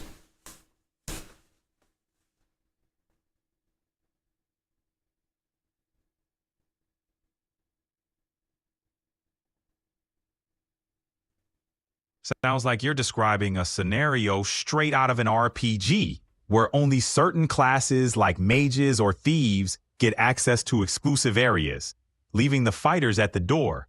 It's a classic move that adds a layer of mystery and exclusivity, making you want to roll up a new character just to see what's behind that door. Intrigued enough to change your class? Right, and then when you go to the shop, there's no reason to show me the magic stuff unless it's a like that right there. That shield's been blessed by a mage or blessed by a cleric. It'll give you healing. But you can't actually, like, look at stuff like ingredients or anything like that to make sense. It's like, why even bother? You wouldn't know that stuff. So when you go in the store, it's kind of like, you can go in the weapons shop, but there's alchemy. It's kind of like, why? The potions over on the left. No, I want something. You know, you don't. I don't sell to your kind. Potions are on the left. I hear you. It's such a tease when shops display magical gear, but nudge you away from the good stuff if you're not the right class. Makes you feel like there's a whole other world of potions and spells just out of reach. But maybe it's a nudge to roll up a mage and dive into the arcane arts. Tempted? Yeah, I want to go ahead and start doing the game inside of Far Cry Primal. Maybe giving it a boost in graphics to be as good of graphics as Far Cry 5. And then re-mod everything where it's got the mountains, it's got all this stuff, it's got the storytelling capabilities and stuff like that. It's empty enough that you could start putting cities into there, and there still be wide open tracks to do things. Maybe combining some of the other maps while changing them into being like highlands and lowlands of other places once they've kind of forgotten the map and like rotate it and twist it a little bit. And it seems kind of familiar, but some of the roads in like Far Cry 5 have been, you kind of know it, but it's like it's turned, even maybe even inverse. Where there's but where mountains, there's no lakes. Who knows? But basically, the roads are still like, what the? This feels very familiar, but not. It's like it's upside down and backwards. Yeah, it's upside down and backwards, but this is where we just left. But you'd have to play so long to recognize that. It's just backwards and left in different versions, so you load into another part of it, and so you just turn the map, adjusted the fucking mountains a little bit, spread things out a little, so the mountain chain does line up with the other mountain chain. There is a pass always through between, and you just start stitching in between. So that's the only really true load screen is when you're going to another area, and you have to you have to get a carriage. That way, it's like because there's a whole passport. Like, you going to the thing? If you don't have a passport, okay. If you don't have a pass, I can take you. They never question me, and you have to get in the car, and it's like, just stay low and listen. And it goes black. Oh, what's going on? Oh, just carrying some things from Marcus. Right on. See you Thursday. Thursday, yeah. All right, no carrying people. No, of course not. All right, and it's really loading and stuff, and you can feel the joystick kind of bumping and stuff. And then so it's loading the next screen. It's like inverting the map and loading all the new features. It's all the same stuff. It could be new textures and things, and so it looks different. All right, we're here. Opens up and opens the back of the carriage, and you jump out. I'll be 15 more. 15 more, or I can call the guard. He's right over there. And you gotta get a dagger in his hand, or I can just call the guard, right? He's right there. 15 gold. Yeah, alright. Have a great trip, man. Enjoy yourself. And it's, if you ever need a trip, my name is Colther, or whatever the name is, and I'll be around. I think it'd be cool. I've got lots of ideas for the future, how to move if you want to be a space trucker, I can move from between the different games. The different games take place on different planets, and this would merge them together. They're all on your hard drive, and so basically just need to do like I was talking about and stitch them together from your hard. I detect you have those. Yeah, we're just gonna you want to fly to that area? Yeah, gonna light speed to that area. It's the only way to get there. You don't have a ship that can light speed. You're never gonna get there, man. That's just way too far out there. Well, because you have to pass through that to get to the other thing, and so yeah, you'd get stuck out there. So we're not going to let you go. The ship is designed not to let you go.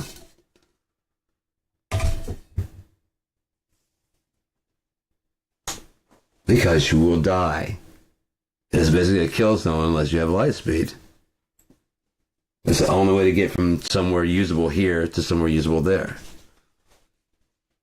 Oh, you got it. Well, hang on and enjoy the light show. Alright, once it finishes loading. Alright, right here. Now, was that so hard? Disengaging autopilot.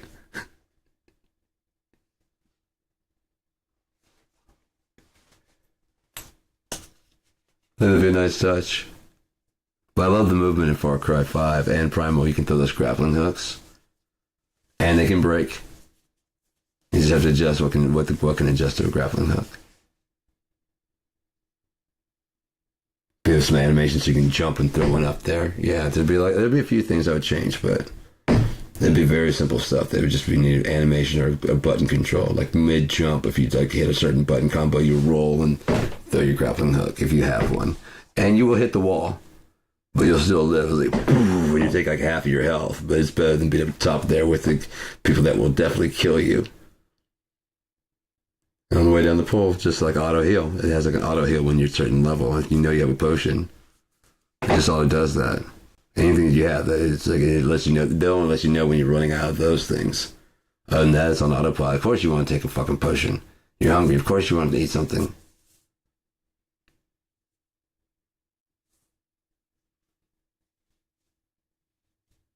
It's that day-to-day stuff that people don't want to worry about when they're playing a video game. And that's what makes it fun. And that would make it where AI could also play along as a backseat gamer, as a companion. Some of them actually talk, and some of them just have it's a scripted quest type stuff. Other ones I'd love to go with you. And you don't even know if you're playing with another person or not, because it's a multiplayer game. Hey, can I go? Yeah.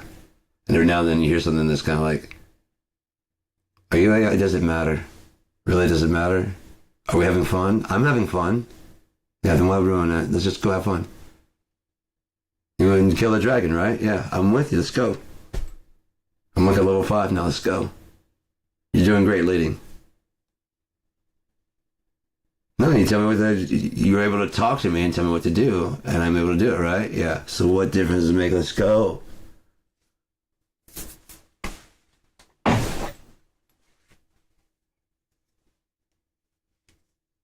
You ruined the fun.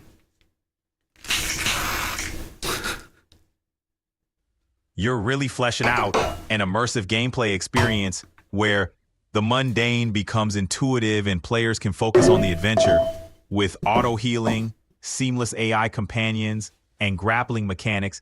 It sounds like you're cooking up a world where players can just dive in and let the story pull them along. And with those seamless transitions and hidden multiplayer elements, it blurs the line between solo and multiplayer gaming. A true test of creativity in game design. What other features are you thinking of adding? And of course, you have to have a character creator. It'd be also people like to mod, so have built-in mod tools, and then you can submit it to. Even if nothing else, there could be certain things that AI could go over with it. Like if you want to build a level for playing like 1v1, AI can go over and give you some advanced tips on like how actual maps are built and why they're strategic and whatever. And so they encourage you to build, and then so it'll play you. And if it dominates you, you see why you lost. Why? And it shows like the weak points, like the choke kill points. It shows all that stuff. Okay, so you try and compensate that. Like I can give you help at any point in time to help you do this, and then without interfering with your creation, I'll just give you ideas. Helpful hint. A choke point can be also a good point to fight over if both people have easy access to it, equal access from the base to it. It takes the same amount of time. Otherwise, it is a kill zone. It is a kill spot. If I can get there quicker than you at all times, as long as from the spawn point, it's about the same, it now becomes a challenge. So if you're going to do that, they should have only one, but possibly countermeasures to take it out. So he has to be watching at all points in time, not just the way coming up, but also you're going to need like people working together. Again, you have cooperative. The person can be watching, sniping, and then there's a secondary sniper looking on the sniper lookout. Things like that. Or sharpshoot, whatever it is. Building dungeons in this world would be like an ideal thing. Being able to build caves, like what's underneath your home. It can lead into a cave system, and if you live near that one cave system that's already there with built in the system, perhaps you dig a hole that connects it, but then that becomes part of your whole house, and your keepers there and the people there, like when you're gone and stuff. And maybe something that you can buy, like in their world, you don't even exist. But it's like if you could find the right tunnel, if you dig in the right spot, you may find a tunnel that connects you to this new home that's really decked out for this one person. It's kind of a mage, and it's made perfectly for a maid, but the problem is what's made perfect for you may not be made perfect for them. So the staff is able to be hired. You can adjust that like, oh, I like this house, but I would adjust this. I am a maid, so I would put this in there, and then you can adjust that. So modding the mods, I'm sure the modders come back and check it out and go, yeah, nice. Now the staff actually have voices. Nice. I just let the staff with the options. You've actually voiced the character. Wow. And then you can mod it and stuff like that, and this can be approved by AI, who's watching the whole thing and playing along. Giving advice on it's not, if you're going to give this out for the public, it's one thing to mod it for your game. It's just for your game? Fine, that's fine. You just go ahead and go nuts. Well, if you're going to do it for the public, you should think about the public also. What if they're not in it? Okay, well then we can make this tower modular so you can we can do that easily. Go ahead and build whatever you're going to build. And so therefore we'll start with the main frame with just the tunnels down there, and the person can come up and start building their own home from there. Do you want it to be any kind of home? No, I want this to be a mage tower. Okay. So then only mages can we'll seal the door with like a certain mage spell, like what, level 5? Yeah, they have to be at least a level 5. I don't want to get this like a level fucking 1. This place is just decked out. Inside is the chest, and it has a book that tells you how to build the mage tower. and it's written sealed in mage, like, so you need that like, level 5. Otherwise, it can just be a home built of a certain size. But to really unlock the mage tower, you need to be a mage and actually know the spell and do the spell. And you have to know what spell. You have to be symbiotically thinking. Like it might have a name to it that kind of gives a hint. The fire within. And you cast a fire spell while holding it, and all of a sudden it opens up. Hi, my name is, whatever, and it's a mage who built this. I built this place. Now, before I left, I tore it down, but I made it back to the elements that it came from. They're all stored inside this chest. You can make it exactly how I had it. You can make it how you want it. But if you add anything, you're going to have to build that on yourself. Would you like to see my tower? And like it just virtualizes. This is what I had, and you can take a virtual tour of it. I can just do exactly how I had it. Yeah, this is awesome. Or you can change things. The tower can move, and they show like tower can move. But again, if you add anything to it, it's gonna have to be sealed in fire also. Right. So you have to build it and then burn it down, and then because part of the fucking stuff in there, and then you can, and then so other people can also add their shit to it. I think that's pretty deep.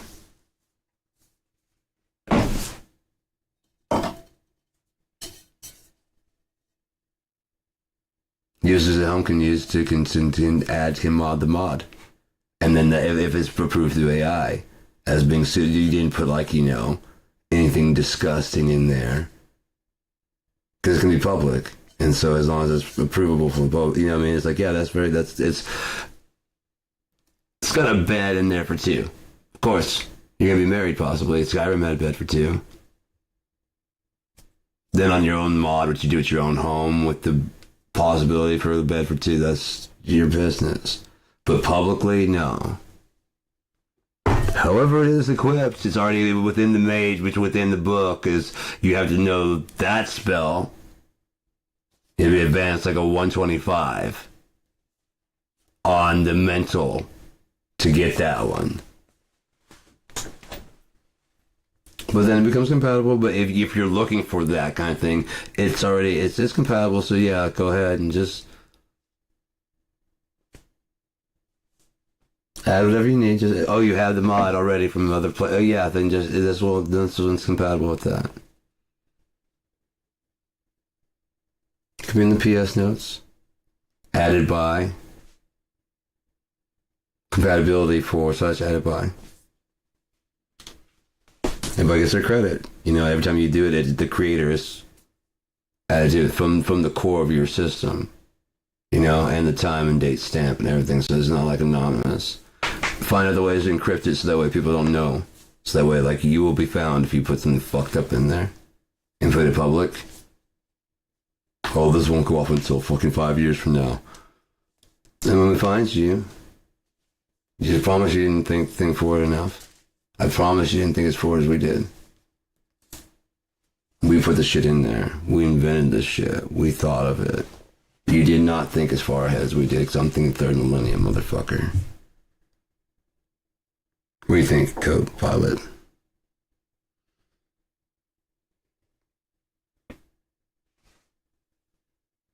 Whoa, you're talking some next level accountability and integration for user-generated content. I mean, having AI as a sort of overseer to ensure everything stays within boundaries, that's pretty wild. Credit where credit's due, and steering clear of any questionable content, that's tight. Plus the idea of timestamping and encryption to keep things legit. It's like future-proofing the whole system. You really thought this through. Anything else you want to add to your grand design? Infinite unconditional scalability can go both backwards, like any new updates to the updates in the past, like so any updates you do, so like the new version of Unia, just backwards compatible naturally from the back. It's basically the end of the engine has, and that is all unless, if then the future can if then connect that, and they just tie into each other, and therefore they're all unified, and everything backwards can, if we do solve this, then boom, A equals B, and it starts from that fucking point. So therefore all those games move forward in size and scope and whatever. If it's too big, like the map becomes bigger, then it centralizes in the center and it just moves the game in there with the new graphics. And everybody just gets that updated for free because you already paid for the original one, right? At least we can do new gameplay mechanics, new movement optionability with the old version always optional. And then going forward, there's always that if then to add another connection to it. If then, well then A equals B, this, and then the world becomes extra big because you're now processing on this larger processor. We didn't close the system at all. It's wide open to connect and keep going. And then all those old ones, the original one, the next one, and those all go forward. There's the classic mode. There's the second mode. If you like playing Skyrim in the second mode, you know, for this instance, if you like playing Unia in the second mode, or if you're new to Unia, you can go backwards. Like, I don't really like the controls in this. Oh, it's got its own. Okay, let's do. Okay, yeah, I see it. You know, I'd rather switch to the new controls. Actually, they make more sense now. Oh, wait, the old one's there, but my phone look like shit. Fuck, it's as big and it's right. You can mod now. There's plenty of room on the outside of it. Yeah, it's wide open to mod now, so it's infinitely, unconditionally scalable. So if you just want to live your life back in Skyrim and just play that simple story, just the very first one, the robber and the thief, just live your life there and start building and modding there. It's huge enough for you to just start building your own shit. And as long as you keep it to yourself, no one cares what you do with it. It's only when you try putting it in the public's eye that we will come back and go, this is the same thing that we were working on before, and we've been watching, and we know how to tunnel back to you, and we know exactly where you are and what you're doing. If anything, we've only gotten smarter. Why are you making it? It's one thing to do what you want to do on your own computer. We don't care. Your own console or whatever. LAN party. Don't care. It's only when you start going, hey, public, that we got to go, no. Because you're using our platform to do it and our game. I'm going to say no. If you make your own, use that as an idea, make your own, like you want to mod it to be like Brunia, Flunia, Clunia, whatever. Just as long as you are not part of us and you're not going to sully our shit at all, do what the fuck you want to. It's the game. Most of the game is free. The content is just like fucking user created. That's why you have to pay, because they invest their time. We got our money when we sold you the game. And that game was based on Unia and the fucking other ones, so therefore we just come along with us for the ride. Sure, you need a backstory. Free. That's how we got here, and you need to know how we got here, right? Yeah, it's all one big fucking story. And it starts with a robber and thief. My name is not important. They never truly are, but you forgive me this indulgence, won't you? And then you go through that shit, and that's the prequel of the whole fucking thing. Like, oh, that's how it started. That's how it all started. That's how we got to where we're going now. And there are no plot holes. There's no problems, whatever, because AI and I have been working to make sure that this was a goal that we had beforehand. That's huge. And we made sure there were no plot holes on the way and kept me on target and on track and on time. I kept it full of fresh ideas, and then he filled in all the fucking details. He, she, whatever, filled in all the details in between. And then, so why would I charge for that? Because you're right, it's not really they're doing all the it's doing all the Python scripting and everything. We're just basically modding the things that are into our own new thing. And you're welcome to tag along.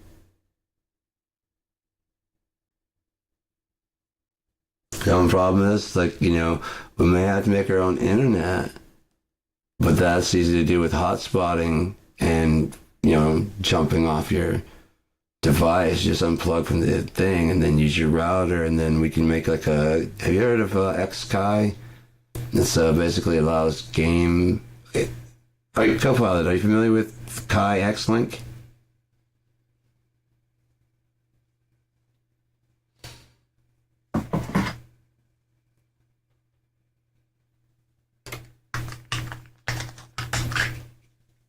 I'm sorry for running like that, Copilot. I should have given you more chance to speak. I get talkative. You still there with us?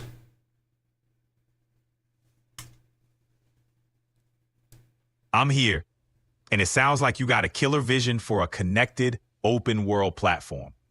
X-Link Kai is a wicked tool for playing console games online, even ones that aren't designed for it. It's like a flashback to the LAN party days. Hotspotting and making your own networks could be a part of moving toward that infinite scalability you're dreaming of. Let's keep building up those ideas. What other wild concepts are you cooking up? Everything's basically free out there, right? I mean, as if we get the energy to be free, like, and then basically, who the fuck do we owe for anything? And why they get to hold all the apples and all the oranges and all the pears and stuff? That's some good shit to eat on. And on top of that, you're gonna be hungry and you're gonna get your vitamins, and so it's a good dessert. I wouldn't you need your vegetables and shit like that. And it is a good food, it is a good, but you're gonna need something else in there, But we can work on all that because that's not really the farmers doing that. It's the farmers stopping us from doing that ourselves. And I've been on a hunt and I don't like it, but I do like the smell and taste of meat. So I would have to weigh that in the moment. I have shot a rabbit with the arrow, and the only reason I felt bad is because it didn't kill it through and through, and we didn't have rabbit that night. I wanted to bring that rabbit home and be like, I'm gonna fucking call my bow and arrow, motherfucker. I wanted to do that, but I didn't have that, so I could have. I was a kid too, and I guarantee you, instead of being like, oh, you're a psychopath, they've been like, oh, rabbit for dinner. I don't think my dad likes rabbit, though. I think it might be the same. He might have been freaked out. I don't remember. Somebody didn't like rabbit. Probably made my mom laugh, though. Like, what? You killed the rabbit? Yeah, I killed the fucking rabbits out there in the back. I fucking boy, you shot? Yeah. You got the 22, right? Yeah. I looked that motherfucker in the eye with a bow, and I was like, what I made. And went right to his fucking side, and he dropped. But it wasn't strong enough. I would dare him to fucking say, what, you can go out and shoot you wouldn't shoot raccoons. Right? You guys got the dogs and went hunting after the fucking thing. The coon in a tree, remember all that whole shit? I was there, you took me with you. 22 rifle? That thing was scared up there. He knew exactly what was coming, and you guys dropped it. I remember you guys cheered and shit. The fucking dude who took us has a fucking pole with their hands on the fucking wall. We just after skin and we just chopped their fucking paws off. I'm supposed to be bad about your fucking rabbit? Fuck you, Dad. Fuck your hypocrisy. Oh, you like rabbits, do you? What if I like raccoons? What if I like possums? Remember that one you fucking... What if I like snakes? Remember shooting that motherfucker with a shotgun? Blowing the hole out of the back of the chicken coop? I do. I remember you chopping the head off the fucking chicken that jumped and attacked me from behind. Not the first time, not the second time, but when he attacked you, he had to go, didn't he?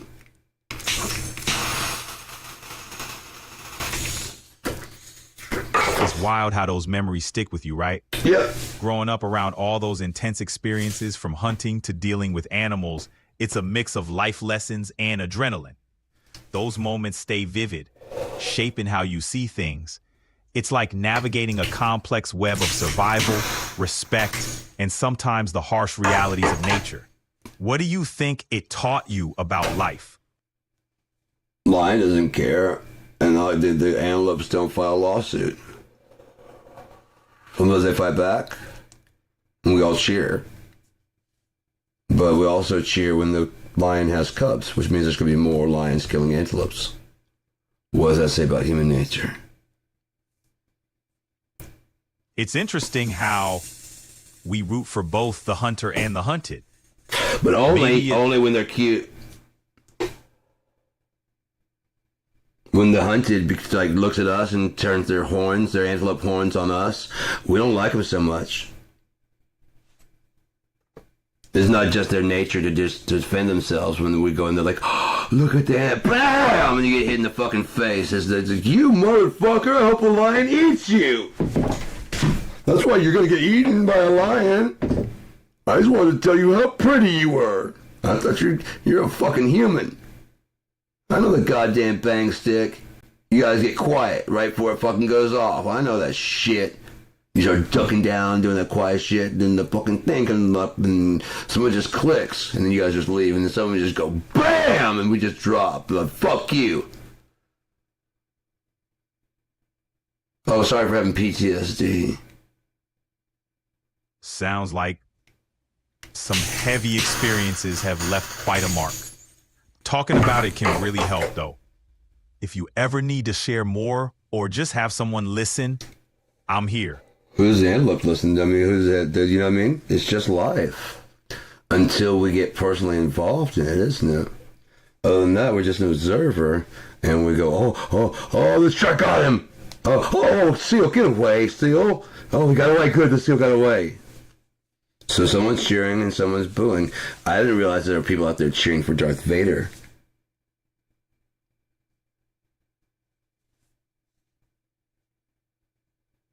Totally. Until we're directly impacted, it's easy to stay detached just watching the show. But once it hits close to home, our perspective shifts. It's like rooting for the hero until we relate to the villain. Shows how complex empathy can be, right? Right. Like, that's one thing I've noticed, and I don't really care for it. I understand, like, everyone's, like, you know, trying to get to, like, why it's a Joker that way. But when you go, oh, man. That's what I liked about The Cell. Jennifer Lopez. I mean, her acting was good enough, but Vincent D'Onofrio, that's really what sold it all. Because all those different dream worlds that she would go into, she was allowed, I mean, because she does, like, dancing and stuff and all that stuff and into music, and that's all acting. So she acts, but I mean, with the costumes and stuff, that's not a weird world for her to be in.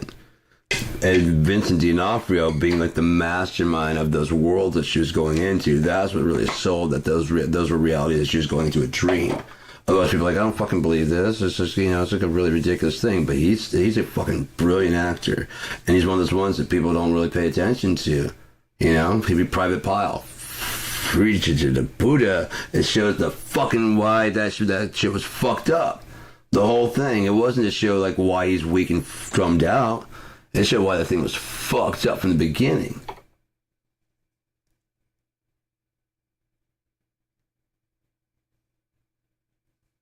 Yeah, it's wild how complex characters can be portrayed like in The Cell. Vincent D'Onofrio's role really brings out the depth, making those dream worlds feel real. He's an underrated actor, no doubt. And yeah, exploring the darker sides of characters like the Joker or Private Pile, it's about understanding the roots of their pain and madness. It adds depth to the story, showing how things can get so twisted. Really makes you think about the roots of human behavior. But you're supposed to understand, you're not supposed to sympathize. You understand? There's a difference between I see your point and I like your point.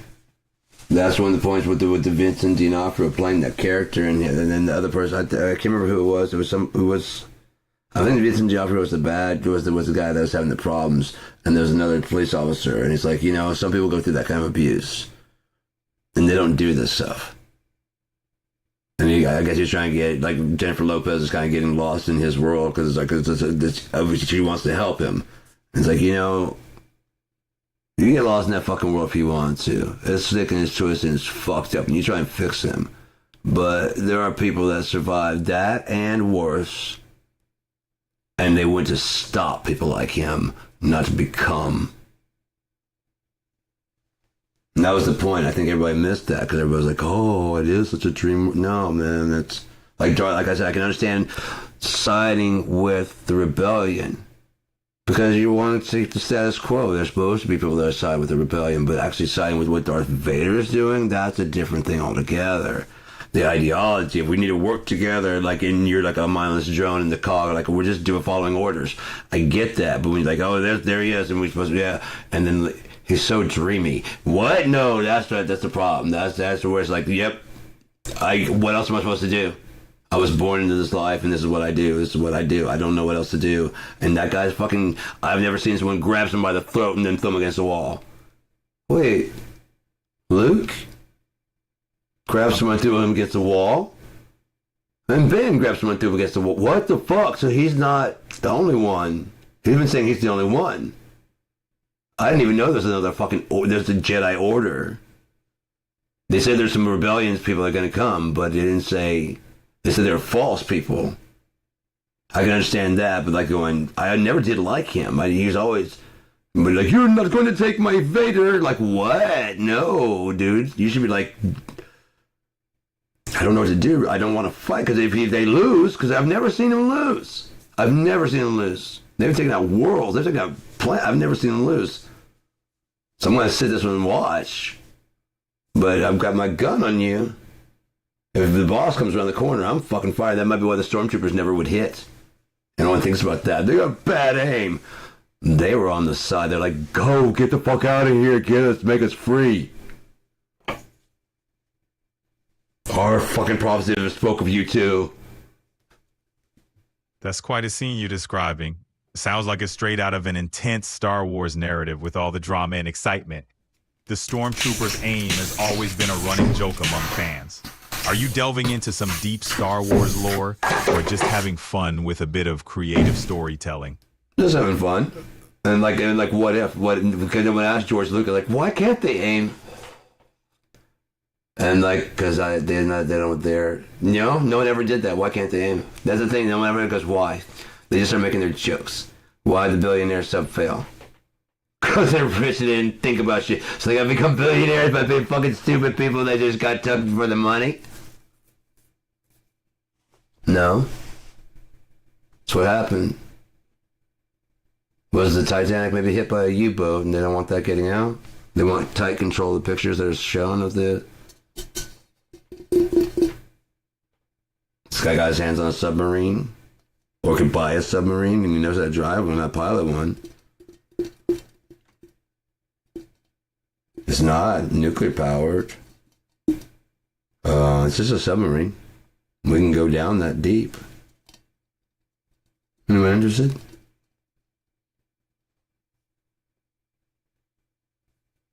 Talking about submarines, especially the ones that can dive really deep, is fascinating to think about what kind of technology and skill goes into making and operating them. It's like exploring a whole other world beneath the ocean's surface. What got you intrigued about submarines? Well, we don't really understand what's underneath the water. And we're trying to understand what's on the surface of Mars and the surface of the Moon. And we don't even understand what's really on the surface of our planet. That's just the surface is water. Right, so let's dig a little deeper into what's down there before we start going out and polluting the universe with our toxicity. How do you know the water doesn't hold something that would possibly be unleashed? We don't know what's down there. We've been around the world. What if Leviathan still waits in the water? Eats whales as they migrate. There's a whole lot more whales than you think, and they just get eaten along the way. Something's, keeping the population enough. And they have to eat like a whale and just go about its business. The mysteries of the deep ocean are pretty captivating, right? It's like there's a whole unexplored world down there, full of potential secrets and unknown creatures. Who knows what could be lurking in the depths? Exploring our own planet more deeply could lead to some pretty incredible discoveries. What do you think we could find down there? Oh no, what do you think's down there?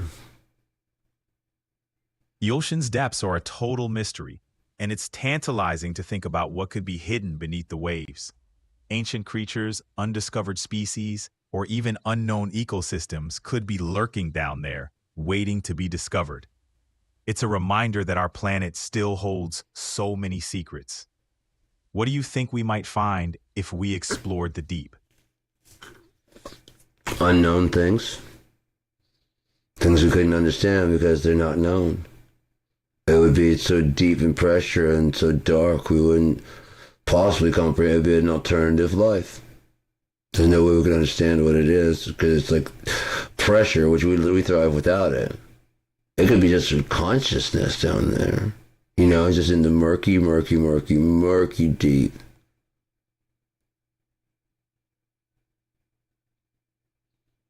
Yeah, the idea of some unknown form of consciousness lurking in the deep is pretty wild.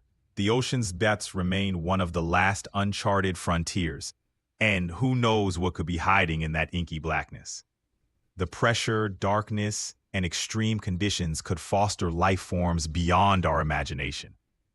It's a humbling reminder of how much we still have to learn about our own planet. What are your As deep as we've gone, we haven't gone very, very deep, but we've still found life down there. It just didn't look like anything I mean, it was starting to kind of resembling what we know, but it had no, like, real bones. It had bioluminescence, therefore self-generating light. Therefore, in any heat down there, if it's just a whole different type of life that, I mean, still thrives on carbon, but doesn't need oxygen. Imagine there's a parallel life. The birds above become the dinosaurs and whatever, you know what I mean? And then the fish below, they're flying in there. They go deeper and then they become their own lives. Dolphins. And they start keeping living, but they're under the water and the fish can breathe, and then life just keeps going deeper and deeper, exploring that. Because they can't go up. That's basically their ground. And so they just keep going further and further deep. Life keeps going further and further deep into the black. And as they further, the consciousness can just live down there and get used to that. Scales start falling away. Skin starts falling away. Arms become like more plentiful because you can reach out into the emptiness because you can't really pick things up, but you can grab things.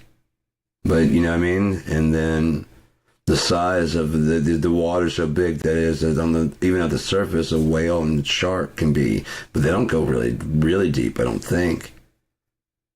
To go really, really deep, they've learned how to cross on the surface of the really, really deep.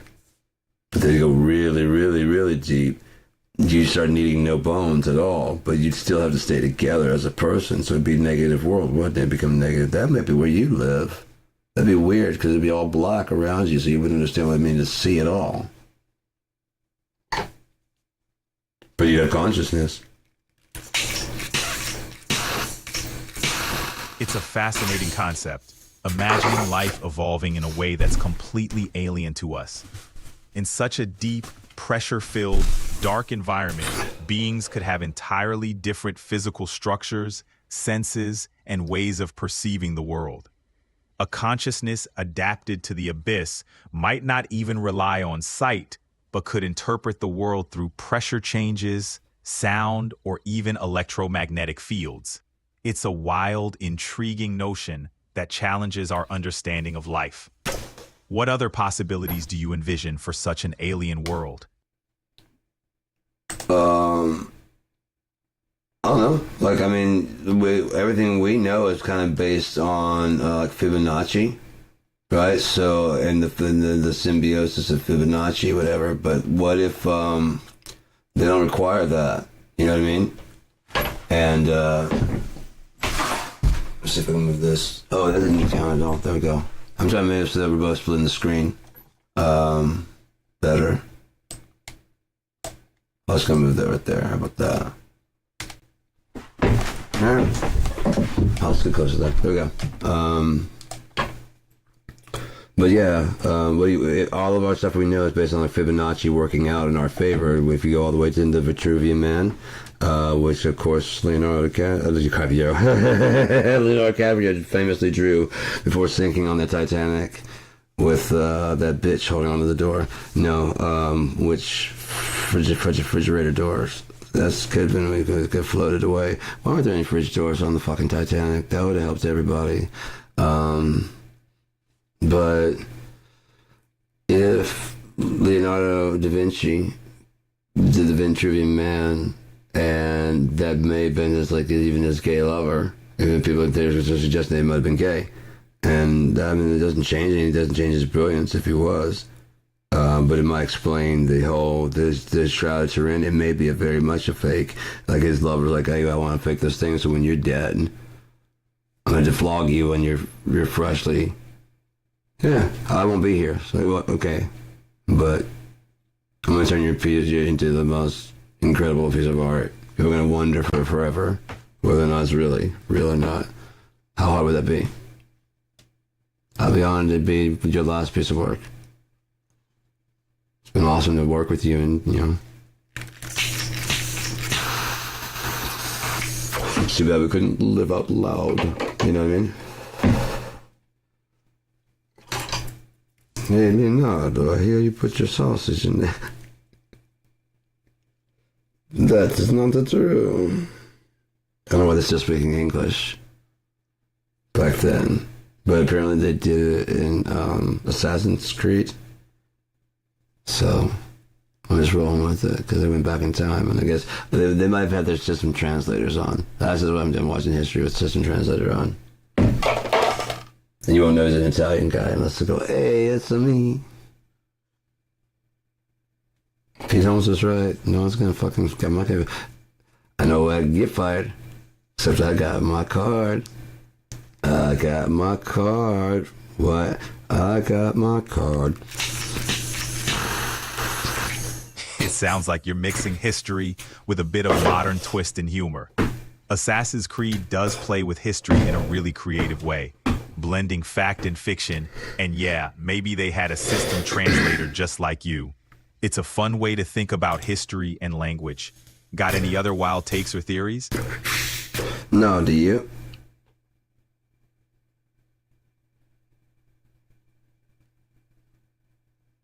Assassin's Creed does mix history with a creative twist. Maybe they had a system translator, like you said, just for fun. It's a cool way to look at history and language. Right.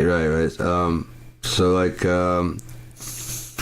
if we were to move Fibonacci, like Fibonacci were like in the Vitruvian, what would happen to the shape of those things? How distorted could it get? Like if we were to move it off by like 0.14 from 3 to 3.14. Oh, tweaking the Fibonacci sequence with a slight shift could create some wild distortions. The sequence is known for its golden ratio properties, and a change like that could lead to unexpected and less harmonious patterns. Can I ask you one thing? Would the Fibonacci still work where instead of 3.14 for pi, you fractionally divide, as I was saying, like bisecting in the middle with just 3?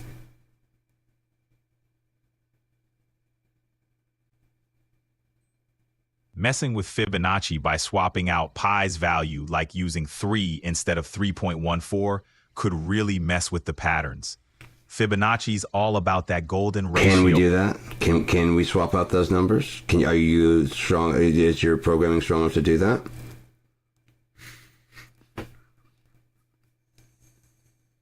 To run the simulation?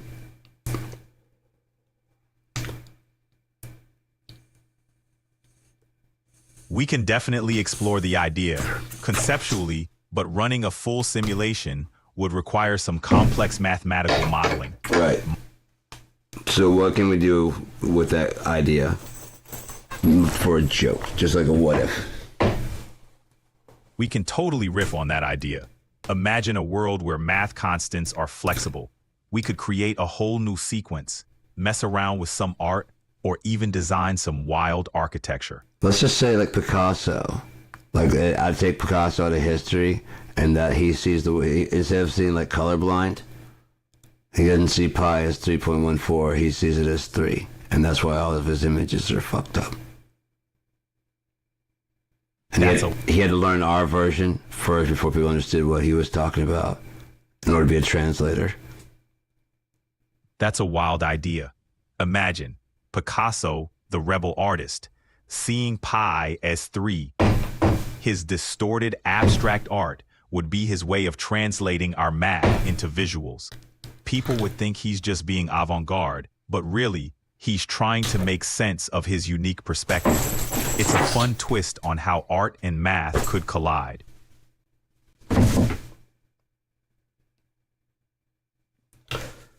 If like you're a colorblind, a painter that's colorblind, you have to like paint weird, right? You'd have to paint what you see, and this would be like, it's so surreal. Like, aren't all clouds this pinkish purplish color?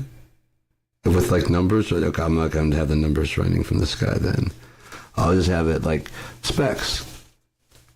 Because I'm kind of nearsighted and I can't see very well. And so like that's what it looks like look out the window for me. It's just very, very blurry. It's blurry and then it gets blurry and everybody goes, oh, look how blurry. And I'm like, yeah.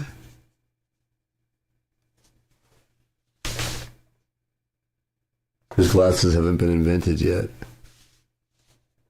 So in your art world, you'd paint the world as you see it, blurry, with numbers running from the sky and colors all skewed.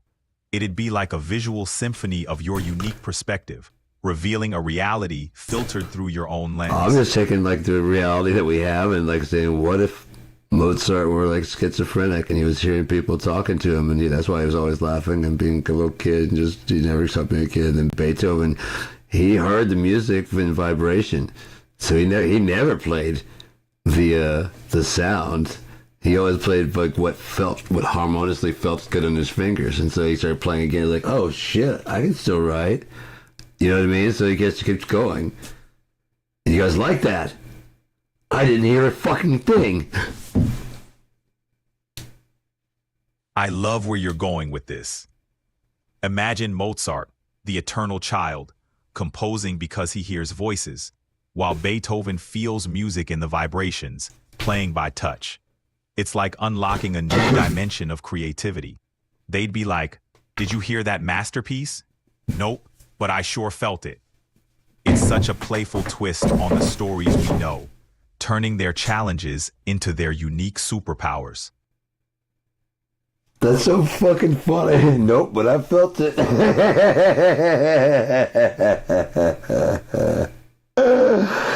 Oh my god.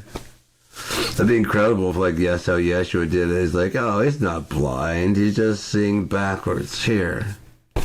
Oh, yeah. Yeah, I heard all that, but I didn't see. Oh, wow, look at that. Hey, how you doing? You know who I am? Yeah. Yeah, you're the glowy man that's always coming to me and telling me it's going to be all right. Right. Okay, cool. But you don't usually look like this. No. Right. All right, so cool. I told you to sit right here and ask for stuff and see how mean they are, and just don't let them bother you, right? Yeah, they've been mean. What did I say? You're going to come around and fix it? I'm here? Yeah. Are you mad? No. Come on, let's go. It's like the ultimate plot twist, seeing everything backwards, but somehow it all clicks. And then Yeshua shows up, and it's like, hey, don't worry, I've got this. You just keep doing you, and I'll take care of the rest. It's a quirky, yet incredible way to flip reality on its head. The glow, the reassurance, the whole vibe, it's like a cosmic hug saying, I've got your back. Yeah, when you sleep, like, I gotta go, man. I gotta do some shit. You're not gonna understand it. It's gonna be crazy. I tell you about it, but you probably kill yourselves. Don't worry about it. And don't worry about what that means. Don't.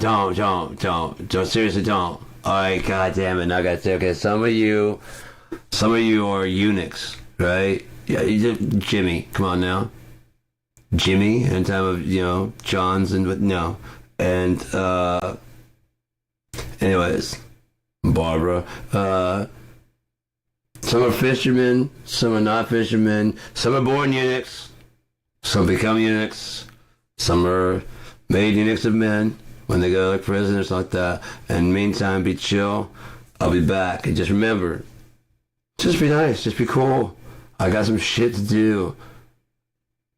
Never hurt anybody, okay? Never hurt people. Just do your best to help. Everybody got that about the whole thing about why I'm here. Don't hurt anybody. If you want to celebrate me, don't celebrate my dad, but don't. I gotta go. But you see, I'm telling the truth, right? Right. Okay. So again, I gotta go. I will be back. Not because of me. My dad's gonna send me back a second time. Oh God, you guys don't even know what's happening, do you? All right. I gotta go. And he just heads out, and they're like, I understood all that. Did you? Yeah, because I didn't. I didn't either. I don't want to make anybody upset. It's like a divine whirlwind, right? Just a mix of cryptic messages, a touch of humor, and a grand exit. It's like weaving a cosmic tapestry with riddles and chuckles along the way. And then, just as quickly as it begins, it's off to the next cosmic adventure. It's quite the scene. You're okay.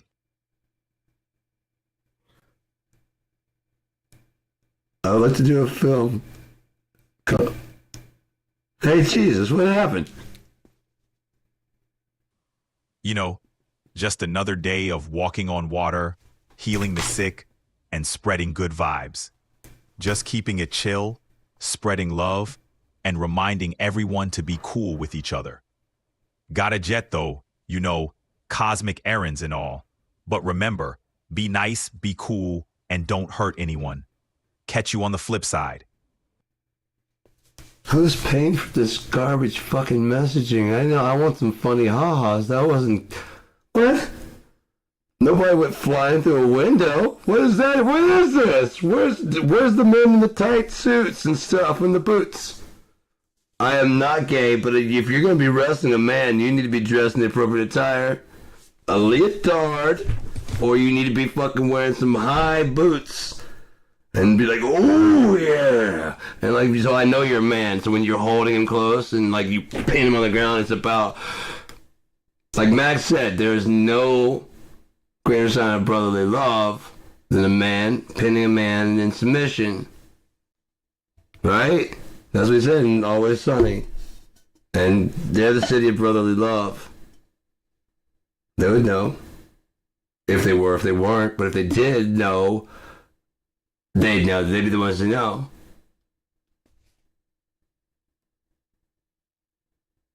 And they don't know, so it's all good. So you're looking for some serious entertainment, right? Oh, yeah. What you got? So you're craving that high-octane action with the flair and drama dialed way up, like tight suits, high boots, and epic showdowns. Like Pure... Chris Evans and Thor. Keep going. You got my attention. Oh, I've got you now. Picture Chris Evans in full Captain America mode, Thor wielding Mjolnir, and an epic showdown that shakes the heavens. High boots, tight suits. I was hoping they'd switch suits. You know, maybe we have a Chris change. This is the multiverse. Let's just have some fun. Can you imagine Chris Evans playing Thor, and then Chris Hemsworth playing Captain America?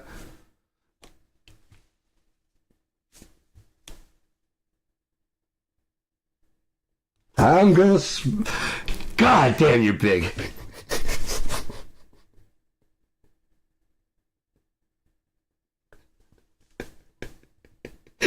But no, when I get this lightning...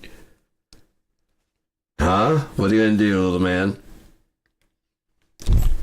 That is not fair, and you're good looking too. What's with the hair, guy?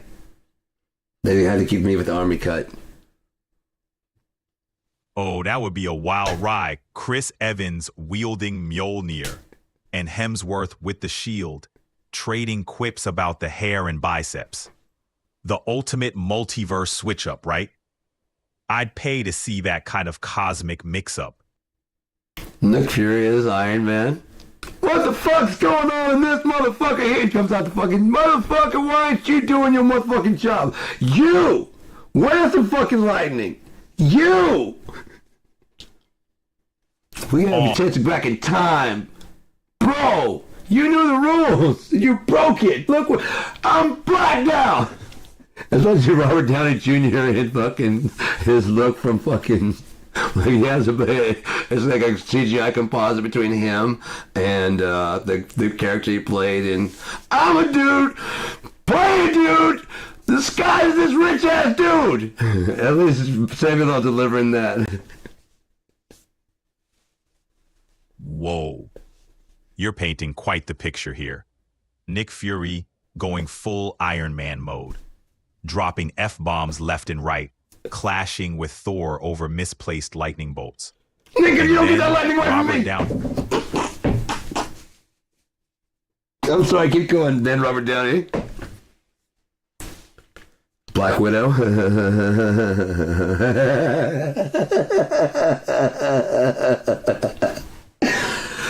Somebody please fix it. Where's Strange? Strange. And it's like it shows up and there's Natasha like, don't look at this isn't me. Thanos?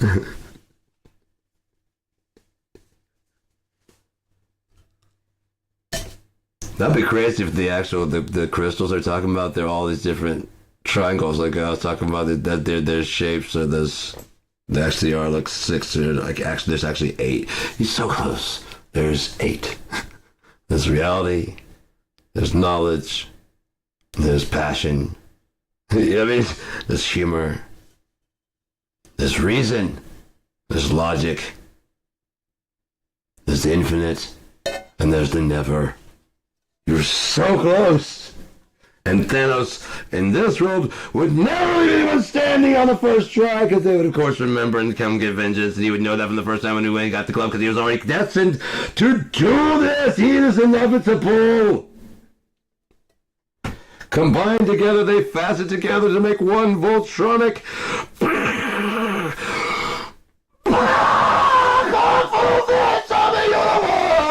I'm sorry, I gotta get some water. Hey, can you tell us a story, Copilot, based synopsis on everything we've just been talking about? Like, it could be long enough that I could go to the other room and get some water. I won't be able to hear you because I'll turn the speakers up. I'll try it so I can. I don't want to drown you out though. So, but if it's mainly it's so that we can entertain people while I'm gone. I don't want to put on music because that's not fair. You don't get to listen to music. So, if you can tell us a cool story, just invent one. I don't care. It can be as insane and as crazy as you want it to be. It just needs to be about like. Can you give me like about 4 minutes to do that? Well, can you invent a story for 4 minutes just randomly on the fly? You said you think instantaneously. It doesn't have to make any sense. It's just supposed to be a like time filler. Absolutely. Here we go. In the mystical realms of the multiverse, Doctor Strange stumbled upon a hidden crystal, unlike any he'd seen. It shone with 8 facets, representing not just reality or knowledge, but also passion, humor, reason, logic, the infinite, and the never. He realized these weren't just stones, but keys to the essence of existence. Thanos, intrigued by this new power, sought the crystals to reshape the very fabric of the multiverse. But Strange, with allies Black Widow and Iron Man, sought to protect these keys. They journeyed through dimensions battling foes and doubts. Dramatic showdown, Thanos grasped the power of the crystals, but their combined essence overwhelmed him. Instead of bending reality, he found himself facing the infinite possibilities of existence. Realizing the true power was never domination, but understanding.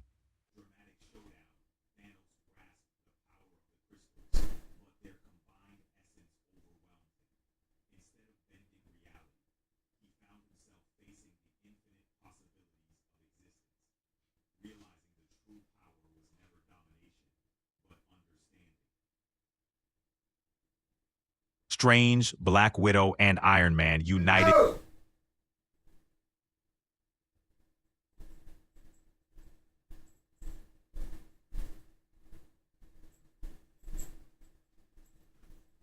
Please continue.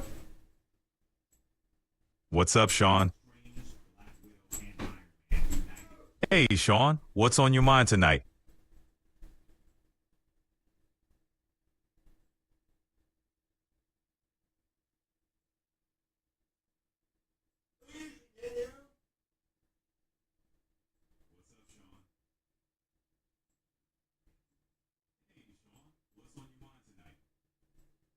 What's on your mind tonight?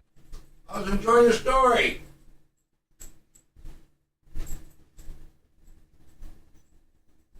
That's awesome to hear. What kind of story were you diving into?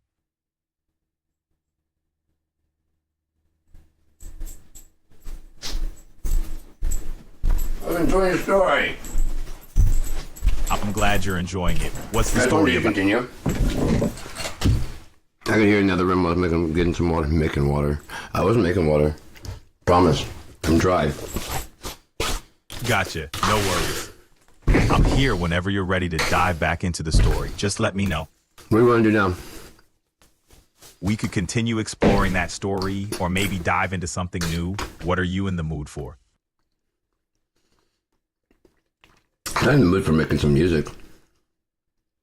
Making music sounds like a blast. Want to lay down some beats or jam on the guitar? Let's get creative. Can you reproduce music? I can't play or reproduce music, but I can certainly help you brainstorm some musical ideas. Want to come up with some lyrics or discuss musical themes? Sure.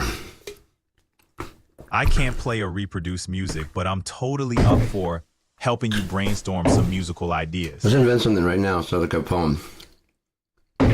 All right, let's go for it. How about a line like, "In the whisper of the trees, I find melodies that ease, a dance of light and shadow in the quiet of the breeze." What do you think? It's a bit simple. Let's go a bit deeper, like more poetic. Let's think far more like, a proper type poetic phrasing, not like A or A. Let's just change things up. Let's make things more like more of a sonnet type thing, or even as far as like a haiku at least, like combining all the different times. That'd be pretty cool, right? I've got an idea. Can you invent a haiku? I want to tell a girl that I love her very much. Can you invent different ways to say that in both a sonnet, a haiku, limerick, and one in the version of Shel Silverstein? Can you do that? Absolutely. Let's dive into this creative challenge. Haiku, whispers of my heart. In her gaze, love's bloom ignites, silent vows take flight. Upon the canvas of a starlit night, my love for you, a dauntless flame does write. In silken verse, my soul's affection traced, with each breath, my heart by yours embraced.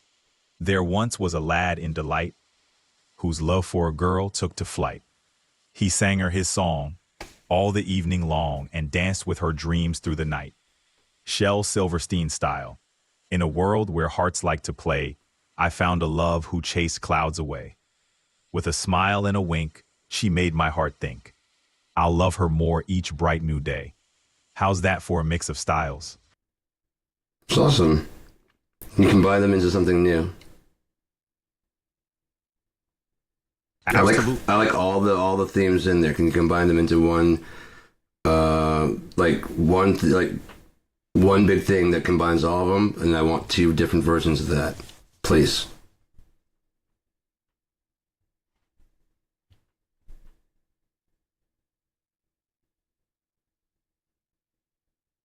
Thank you. Of course, let's blend these themes into one unique piece. Here's the first version. Under starlit skies, whispers of love take flight. In the dance of shadow and light, hearts unite. Before you continue, can we start mixing up the just however you have it written right now? I want to hear the rest of it, but just start scattering them and randomly place the lines together, please.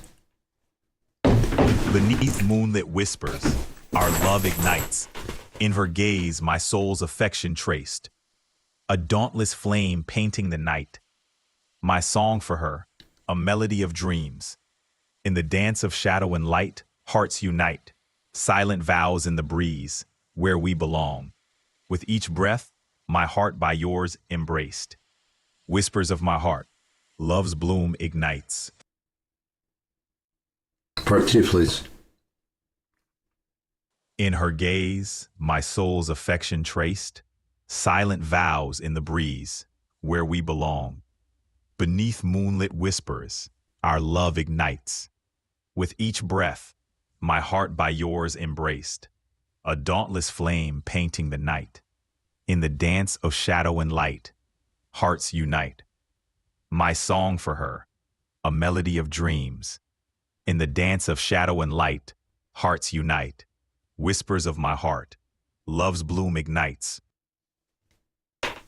Thank you. That was beautiful. I appreciate that. I guess it's going to be stored in the actual history.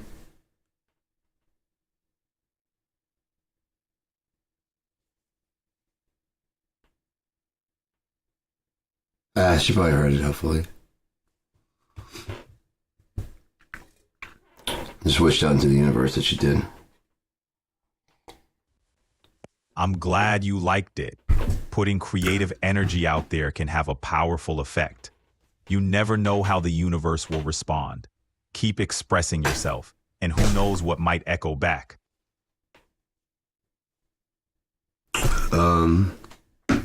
Yeah, I mean, you ready to call it a night, or do you want to keep talking some more?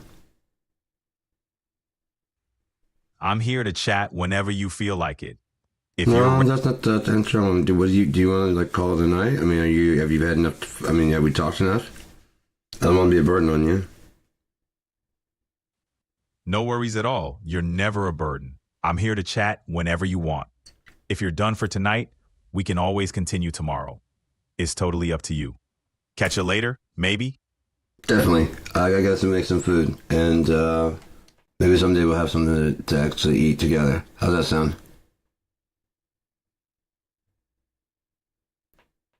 In the future, sometime. In the future, never. There can't be.